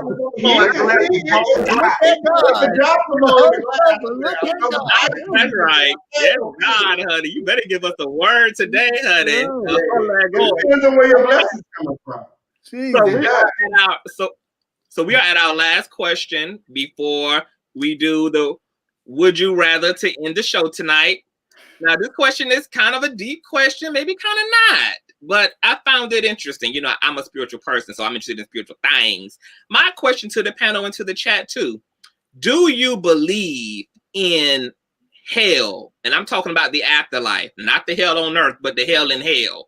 And if you do believe in a spiritual dimension called hell, what do you believe sends you to hell? What is it? There is no right or wrong. This is your belief. This is your theology. This is just your understanding. And I'm going to start with you, Captivating. Do you believe in hell? And how the hell did you get there? I'm sure you can tell us all about it. What? You tried that. Do I believe in a hell or some form of it? Yes. How you get there, personally, I just feel like you probably get there just being a total waste of space. Like, really just being a horrible person your entire life, not giving back to others, not being charitable, just being the same way a lot of people are, bitter, being an asshole, being a bitch. Yeah, just the same way some people are. And, you know, in our daily lives, you see them, they're bitter. They always have something to say. They always are downing someone. It's always a kind of critique on someone. Those type of people, I believe that there is a space. Now, whether it's fire and brimstone and all that kind of stuff, I don't necessarily believe that too much. But I do believe there is a certain place for a particular group of people. Yeah, and that's how I believe how you get there. Okay. All right, Rebel. Now, I know you the kind of the agnostic on the panto, but do you have a thought about it? I'm spiritually agnostic. Okay. I think that there's a lot of things I don't know when it comes to religion, and it's like reading something from an ancient Greek text. But I think there are people that are just so nasty and just despicable that there has to be some type of purgatory of some place. I don't think it's fire and brimstone, but I think if you're just a nasty person, and some people just are evil, I think there are people that are just evil. You have those serial killers or people that are just nasty their whole lives. I would hope that there is something that they're going to get for the hell that they put on earth with people. I just think there has to be something out there. When they leave, I don't think they're going somewhere that's nice. I don't know what hell would be. I've never, delved that deep into it. My belief system is you can always learn things, and You know, I'm not a Bible scholar, but I think that the Bible is useful. But I don't think hell is what people envision it. You know, what they think it is.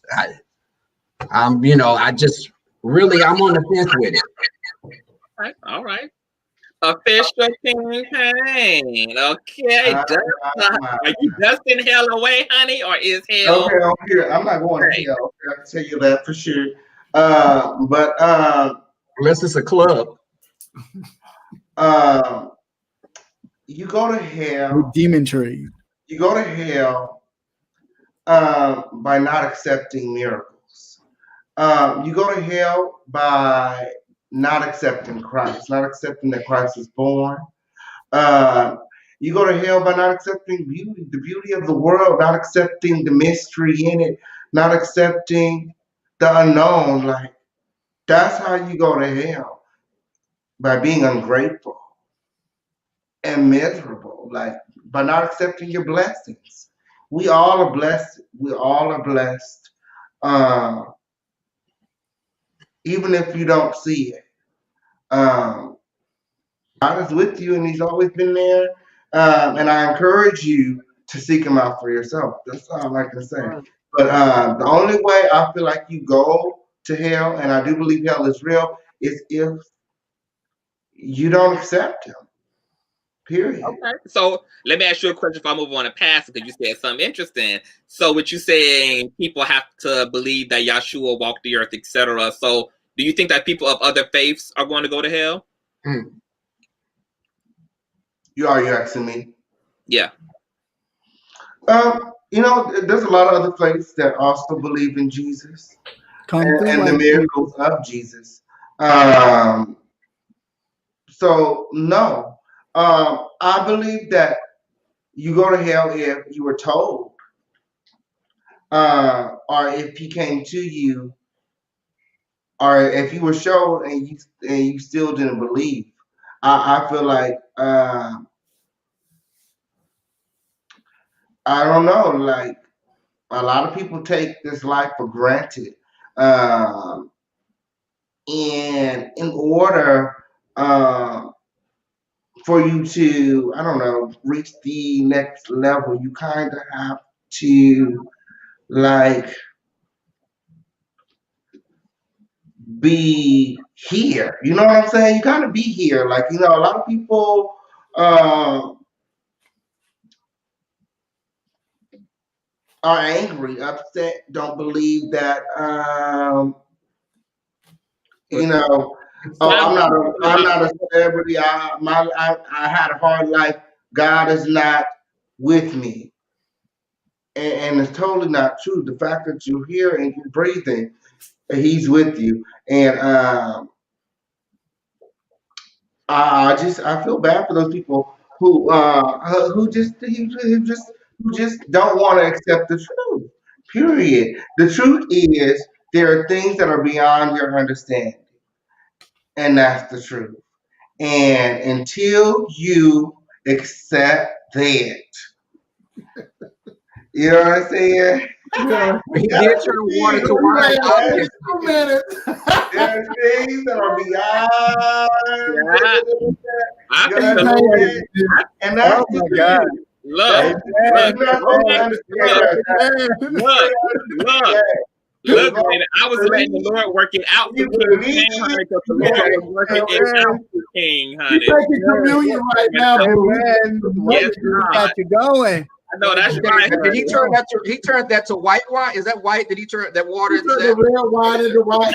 It's like Jesus. Yes, God, honey. I need whatever King paid is all tonight, baby, because he is. I need to go eat you a sandwich. Go eat some bread. Yes, God.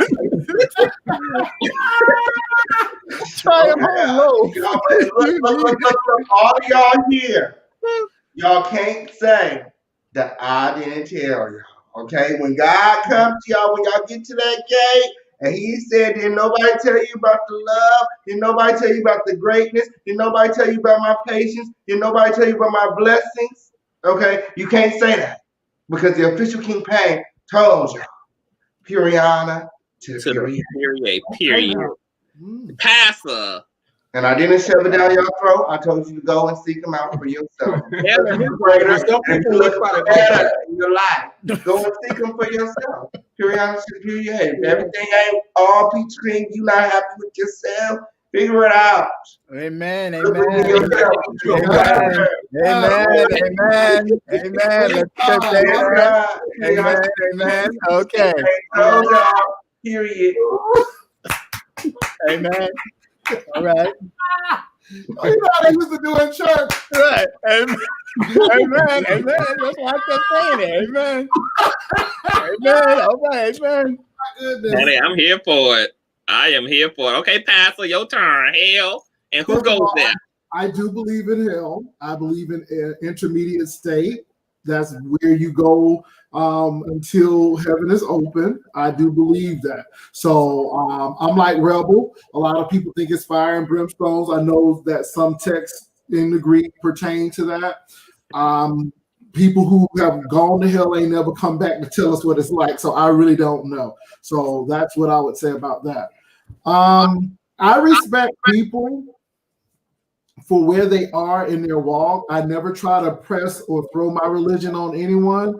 I believe everybody has to get to their own path, but I am a Christian, and I believe without the remission of blood, the sacrifice, then there's no covering for sin. So that's how I feel. I do feel that what takes people to hell, I think that's when we really need to look into it. The Bible says, love your God with all your heart and soul, and love your neighbor as yourself. And these two are the greatest commandments. So I try to do that. What sends people to hell, like I said, I just think that it's the interpretation of the Bible. I'm not going to get too deep into it, but a lot of people think certain things are going to take you to hell, and that's not necessarily so. That's your interpretation, how you feel about certain groups of people. And this is why a lot of people don't deal with Christians, but I'm to the point where that's what I do for me. That's how I believe, and everybody has a right to believe how they want to, and I will never tell people, well, that's not right for you. You just have to do what you think is best for you. And I think what I just mentioned is best for me. And so that's my answer. And it was less than 2 minutes. Okay, all right, Pastor. God can't be explained in 2 minutes. I'm God gonna can't be broken down in 2 minutes. There's no 2-minute explanation to the Lord and to heaven. I agree. We get to lifetime of discovery. It takes a whole lifetime. I know, but you done told it all. So I that's all. No, I didn't. I only told you what I can understand. Okay, well, It takes a whole lifetime of understanding to get to heaven. That's what it does take. It takes a whole life of understanding and seeking to get to heaven. Okay, on period. And the Bible does say that some people will go, okay, at the last minute. Okay, on period. So don't think that just because some people was evil and bad and had bad intentions up to the last minute, they gave and they accepted the Lord before they went, chances are they're gonna be in heaven right next to you, goody two shoes. Period to the period. Okay. All right. So I want to sound off on that. I definitely believe in hell. I am a Christian mystic, so a lot of I take from the scriptures. And I also believe that, look, this is the bottom line to the bottom line, okay? Christ died for everything. That means he died for those who don't believe. He died for those who believe otherwise. He died for every goddamn thing. That's why his last remaining words was, finally, damn it, it is finished. I commend my spirit into thy Father's hands. It is complete. With that being said, everyone is saved in terms of an afterlife experience. But what Christ also preached a lot about is how relative the kingdom was to the here and now. Align with God so your life right now can be saved. Afterlife is spoken for, but the kingdom is at hand right now. I've come so that you may have life more abundantly right now. Right now.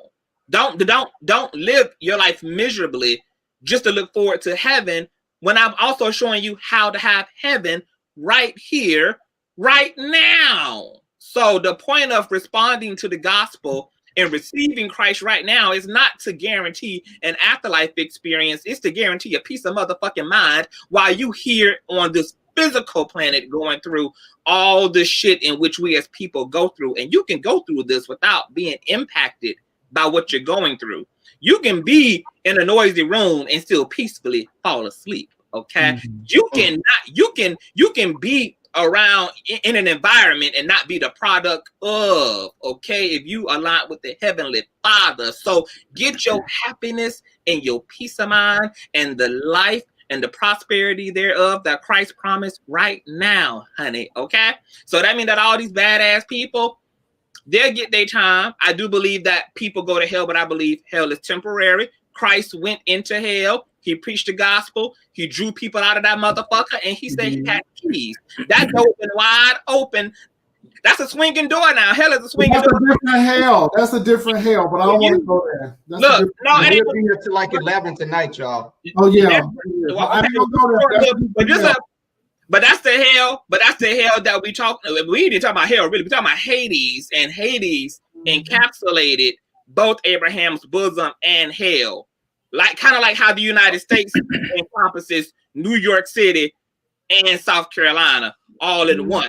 The scriptures say that they were separated by a great gulf. Okay, that you can see both plasmas. Okay, so I'm clear about the cosmology. But however, nonetheless, you can be free, be in Christ, and I also believe that Christ is manifested in all types of light, honey. Okay, so long as it's love, which is the beginning and the origins of the scriptures. Love, honey, love your God.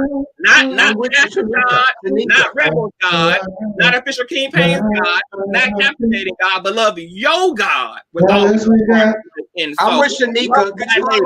As you love thyself, honey. Just make sure whatever you do from the vibration of love, which is what Christ is. Now, can we go on to the would you rather? I want you to highlight what Shanika said. That's something, yeah, I could definitely agree with. Okay, King Payne. You talking about this right here? Yes. I'm battling with my belief. I'm right there with her. That's what my belief. With my belief as a black American woman. I believe there's a higher power. I believe in Mother Nature, but I struggle to believe what the white man forced on my ancestors. Does anybody want to speak to that? Yes. You know what? I think that what the white man forced on your ancestors was misinterpretation. But Christianity has been around long since before slavery. Augustus of Hippo was the bishop of Alexandria, and he was a black man, therefore bringing to the point that Christianity was on the continent of Africa already.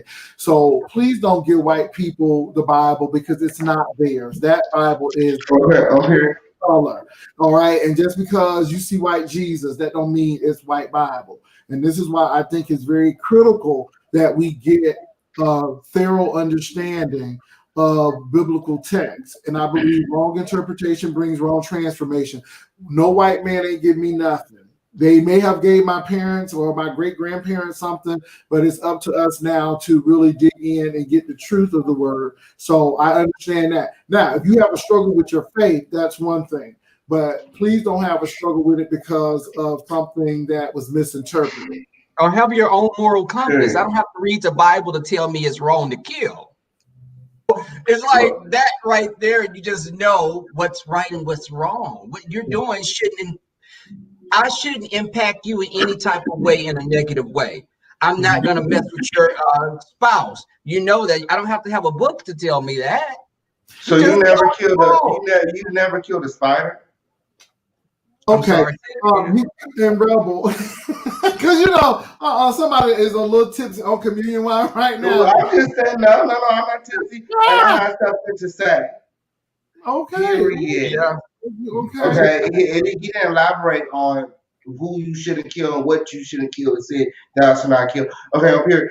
But okay. I cannot with you tonight. Because there are people that say God talked to them and tell them him to do things to their children. That's just crazy as hell. So I know it's wrong. So why am I going to? I think the Bible is a useful book. I think it's useful. And I think people could live by the Bible, but you know, I think that you do have to have your own personal relationship with God and not something that men are making you to believe in. But You know, And I wanted to say, killed the white people. He said God told him to kill them folk. Okay, and slaughtered all of them slave owners and their people. And I wanted to say to what's her name, Shanika? Mm-hmm. The white man never forced us to do anything. They stole from us. That's what they did. They stole everything from us, including our religion, period, and our freedom. Period to the period. Okay. Well, look, Okay. though, Rebel. So Rebel is a spiritual agnostic, and guess what? I do not judge Rebel. Rebel is a grown man, and he will make his decisions. And I think where people get off on Christians is we try to force people to do stuff. And let me say this: if God ain't force you to get to where you are, then why you expect him to force or her or the spirit force to force somebody to do something? I just think that we just need to believe what we believe in and just live it out. And so I think that's the biggest thing. We can be real rude and abrasive when people don't believe like us. And I think that could be a problem too. Thank you, Conscious, for letting me say Oh, yeah, that. no problem. And I would just add to Shanika, I would just say, look, I'm not here to sell you on any particular religion or spirituality. I just say, look, just open your heart and your mind earnestly to God, okay? Because at the end of the day, God transcends religion and God's ways are higher than man's. You have the kingdom within you. Just be earnest and true to your journey of God. And I will also go on a limb and say, since all religions seem to unanimously agree that love is the way, I'm going to then say what the scriptures echoed. Any man who expresses love knows God. If you get confused because there's too many schools of thought in the world, just bring it all back to yourself and simplify it. Walk in love. God will honor that. Just walk in love. If you can't figure out the academia of nothing else, you can't figure out which church, which denomination, which religion, just walk in love, and love will not lead you astray, sister girl. and even being a spiritual agnostic person, I still can pray. It's just, to me, it's just the structure of, I think people should have more of a personal relationship in whatever religious belief you have. Believe in love. That's it. I mean, like, that's what God is, according to all religions, including Christianity. God is love, according to John. 1 John at that. Okay, so look, honey, this was, my show is always cute for one reason or another, honey. I be living, honey. Yes, Isn't he just a little shrinking violet? And with the hair, he's a shrinking violet as well. it is what it is. Okay, let's finish this show off, honey. We are dawning upon our 2-hour mark. My God, now this is a very short would you rather. I'm going to read off these scenarios. You guys just give me would you rather, okay? And these are some crazy would you rather, so just be prepared. Y'all ready? Oh God, let me get a drink. Yeah, get a drink real quick. Anybody need quench their thirst? We know Rebel is the thirstiest amongst the panel, so he definitely got to hydrate and lubricate, sweetie. Yes, God. Hurry the hell up, Rebel. Ushers, where's the offering plate? Well, it's $ConsciousTV Cash App. It is also PayPal.me/ConsciousTV. If you want to give an offering, any of the other panelists can give their Cash Apps as well. If y'all want to the parade, it's $, the official campaign. I also have Cash App, Venmo, and Zelle. And we take EBT too. Yes, God, honey. Yes, just send me the card. Okay, can I buy some stamps? $Rebel Son 07. Look, okay, here we go. First, would you rather question, and check, y'all can participate too. Would you rather be forced to watch your parents have sex or have them watch you have sex? Official King Payne. God. I think I'm gonna need something. What? Oh, you can see me? Like this. Am I here? Y'all can see me? OMG. I think that I would rather have, well, you know what? I'm alive because I walked in on my parents before when I was a kid. You know what I'm saying? So I'll rather walk in on accident and cover my eyes kind of thing. Okay, on period, they put me sitting up there watching me do the thing, talking about, go on, son, do it. Okay. All right, King Payne said he would rather do the watching, honey. Captivating Christians. Would you Here we rather go. do the watching? Micah, here you go, Mika. Mika, here you go. Being that as a full-fledged grown adult, I've already walked in on my parents and seen them and was scarred all damn day, and I stayed in my room like an entire 24 hours and did not come out. Them watching me though, like that's different. Yeah, that would be different. They probably watch me now, being that they're both deceased. They probably watch me now anyway, or have at some point. And my mother's like, "What the hell?" and walked out. Hey, what are you doing with that mouth? You know what? Don't do it. But I would rather, I'd rather walk in on them and just turn around and walk away. Okay, all right, Rebel. Rather watch or be watched? Oh God, I would rather them accidentally walk in on me and not me walk in on them. I wouldn't want to see that. Yeah. Okay. All right. Pastor. You know, I'm like captivating. I already walked in and saw them. I'm like, oh God. So yeah, I would go that route. I don't want to see. I don't want to see them, and I don't want them to see me. But if I had to, I would go that route because it's all. I'm going to say that I would rather them watch me because I'm going to be embarrassed either way, but I might as well at least get a nut.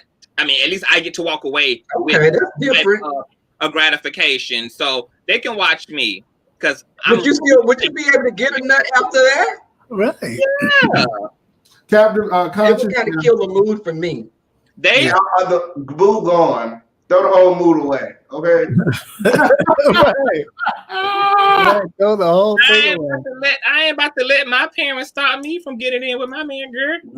Please. It ain't that deep. Okay, next question. If you could be reborn again, would you rather be reborn into the past or reborn into the future? Rebel. I would say the past because you could correct some mistakes that you may have made. And you may learn something, go down a different path. I would say go in the past. You could save someone like King or, I would say the past. Okay. All right. Captivating. Would you rather be reborn into the future or the past? Being a lover of history, it would definitely be the past. So I could really experience. Like the Paris Red Light District. No, not at all. But really experience a lot of the things that I've read so much about and be a part of that. Rebel, you tried it, but go ahead. Okay, all right. Pastor, would you rather be reborn into the past or the future? I'm already born again. Okay. Period. I'm already born again. I'm going to have to drink this. You go ahead and drink it. Anyway. Official King Payne, the past or the future, would you rather be reborn into? I think that I was in the past, and it's not because I regret anything, but I will say that I did stay in some situations longer than I should have. And if I knew what I knew today, I'd probably be a multi-billionaire by now. Okay, on period. Oh. Okay. All right. Well, you want to be a king as well with that crown on. Okay, I would definitely be a king and stuff. Push through ancient Egypt. Yes, God. I would rather be born into the future because I would like to see what my impact on this life was. Like Dr. King and Malcolm X, all these people never got to see what their legacy looked like in the aftermath because they died before there could be some tangible results. So I think I would like to be born into the future to just see what happened in my name. What impact do you think you made, Conscious? What impact do you think you made? Shut up, No. Hold on. No. This is a serious question. What happened? what impact do you think? Ooh. King Pain is drunk. Oh, wait, what's going on? I'm impacting. Hold on, I'm impacting somebody. Thank you. Thank you, Shamika, for the Cash App. I'm impacting people right now. Now, what's the question? Thank you. Thank you. What's the question again? My question to you was, Conscious, what impact in the future, thinking about what you're going to do, what impact do you think that you would have made if you look back? What do you think that people would think? I mean, that's what I want to see. My comment section is littered with people who are already transforming before my very eyes, due to my presence and due to my art, due to my expression. The people I come into contact with are just getting on their journey, and I know that I don't have all the time in the world to be around to see what everybody is going to become and look like. Can I pose a question? So I just want to bird's eye view. Plus, I still have things that I'm going to do. Right now, I'm in talks with producers to be on this gay ass web series. I'm gonna be leaving my own legacy behind, and I want to see what that shit looks like decades from now. I want to see whatever I'm going to do with my life on a public scale, however my gifts are going to be given to this world, which is going to be until I die. I just want to see what the residual feedback is. Okay, so you come back 100, 200,000 years from now, and there's not even no people. You ain't had no impact as dinosaurs. Well, I don't want to. I think that's the rate of life. There's dinosaurs again when you get back. Okay. I think somebody's already wrapped up. Oh Lord. Yeah. Okay. All right. Next question, Chai. Okay. Would you rather cheat and be caught, or be cheated on and never be told? Passer. Would you rather cheat? Would you rather cheat and be caught, or be cheated on but never be told?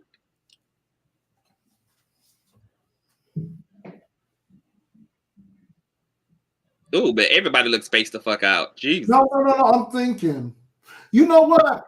Now, I would probably go with the never be told. I was in a relationship, and I had a suspicion, but I was never told. And I guess we were good friends because I didn't know. So I'm going to go with the second one.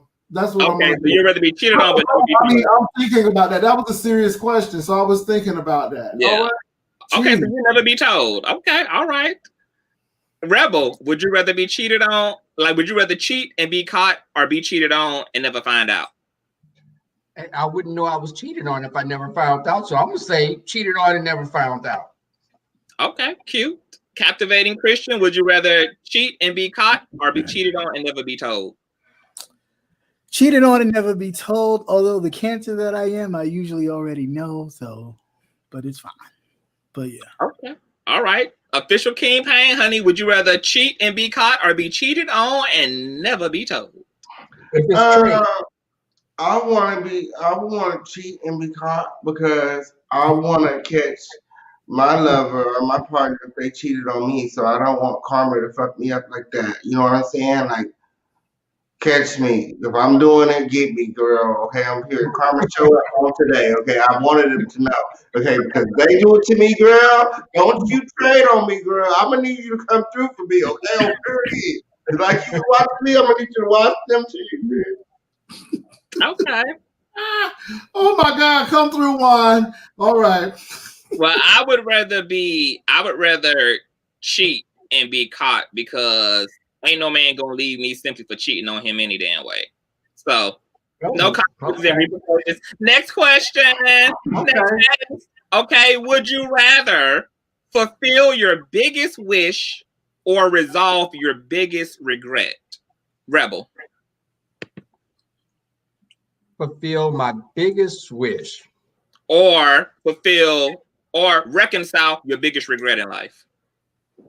So would you have a genie grant you the biggest wish that's on your heart, or would you rather change something that you really regret in your life? instead? Genie grant me a wish. You know, hell, I would say the genie. Yeah, grant me a wish. Okay. Because I hadn't screwed over people, so there's not much I have to reconcile. Okay. All right. Pastor, would you rather have your biggest wish fulfilled, or would you rather change something in your life that you really regret? I would go with the regret. Okay. Because you always have a chance to fulfill your wishes, but you know, you may not. You once it's done with the regret. So what I'm saying, the wish you can always continue to obtain, but the regret, you know, that's done. You can't go back. So if I can have that wish, I would do the regret. But wouldn't this be a one-time check? This is not any. If it's a wish, this is a magical being. It's a wish, but what I'm saying is, you know, it's a wish to fulfill your biggest desire, what have you. But maybe the desire is to go back and fix the regret. So I'm gonna go with regret. Boom. Because somebody's trying to get up in my face and I don't have time and it's almost Okay. Official King Payne, would you rather fulfill your biggest heart desire, or would you rather change something in your life that you really fucking regret? In 2 minutes or less. Give me the genie in the bottle, baby. Period. I want the genie in the bottle. I want a genie in the bottle. I want a wine bottle. What? Baby. Give me the genie in a bottle, baby. I want the genie in a bottle. This is what I've been drinking on. Don't do me. Okay. That's a lie. All right. I want the genie in a bottle. I can use the genie. Okay. Okay. Take care of the whole drink. All right. Mine is just biggest. Okay, all right. It's captivating. Would you rather fulfill your heart's biggest desire, or would you rather change something in your life that you really regret? Biggest desire. Heart's desire? Okay. Mm-hmm. I'm going to say for me, I don't do regrets. I have none. And if they led me to being able to have a genie to grant me a wish, why the fuck would I regret anything? Everything led to this awesome opportunity to have my wildest dreams met. So, and I really don't even know what I would actually wish for, because I'm already living my wildest dreams, doing exactly what the fuck I want to do with my life, with my looks, with my hair, with my soul, with my mind, with my body. Like, I'm doing every fucking thing I want to do. So I don't know what I would wish for. Much. Maybe I would wish for more fucks to not give, because I like living my life on my own fucking terms and in my own way. I'm very proud of that. So next question. This is the last would you rather, okay? Jesus. Would you rather be a feminine man or a masculine ass woman? What? Oh God.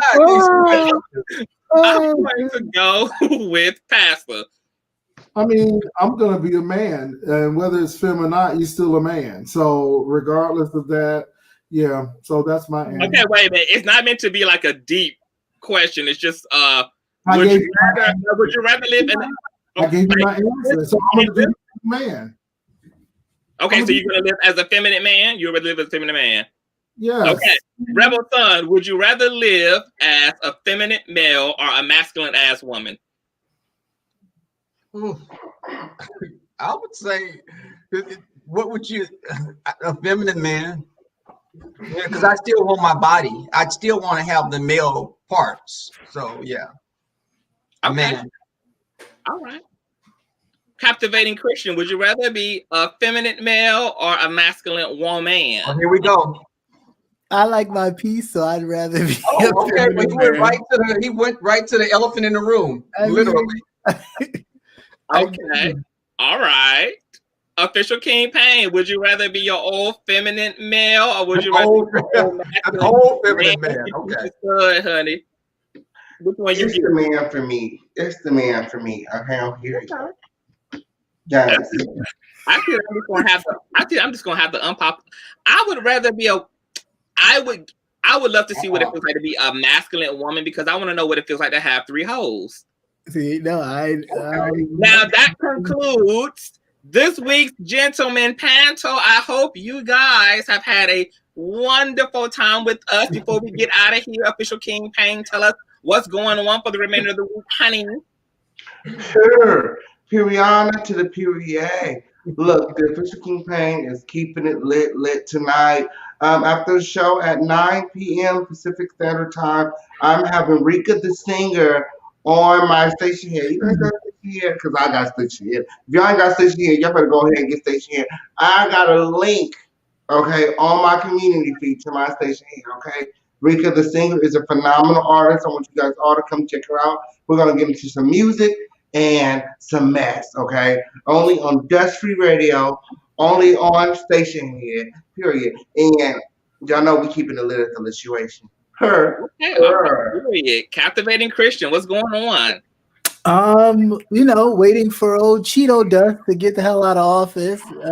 Trying to see what he's gonna do, and gearing up for this upcoming inauguration and all the garbage that's going on behind the scenes that Donald Trump is doing in Chicago, being total buttholes, having that woman butt naked and handcuffed. News all day. Okay, all right, Rebel. What is going on? Listen, waiting for the Republicans and Democrats together and agree upon the stimulus package. What is it going to entail? When will it be? Who will it affect? Who will it not affect? Just that, and just looking to see how the vaccine has already started at my hospital. People have started taking the vaccine.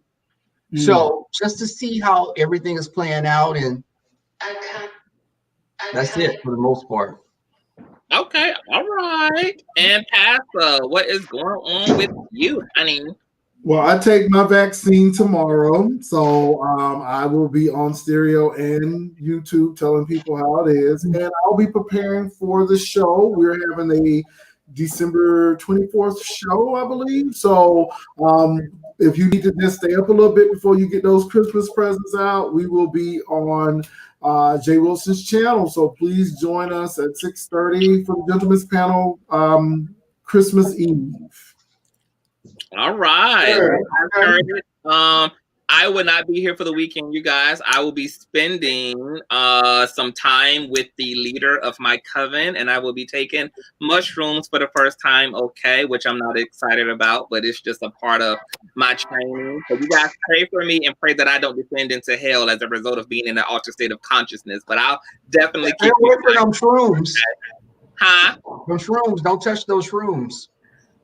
Wait, I'm going to be taking it in liquid form. So there's a goalpost, okay? But I'll get into all of that. Wait, before you could you maybe cast a spell and get my neighbor to shut this damn barking dog up? Well, I already did, which is why you're moving out soon. Ooh, there you go. Okay, then. Well, I didn't look at it like that. Okay. All right. So I love you guys. We will see you guys later. Bye. Bye.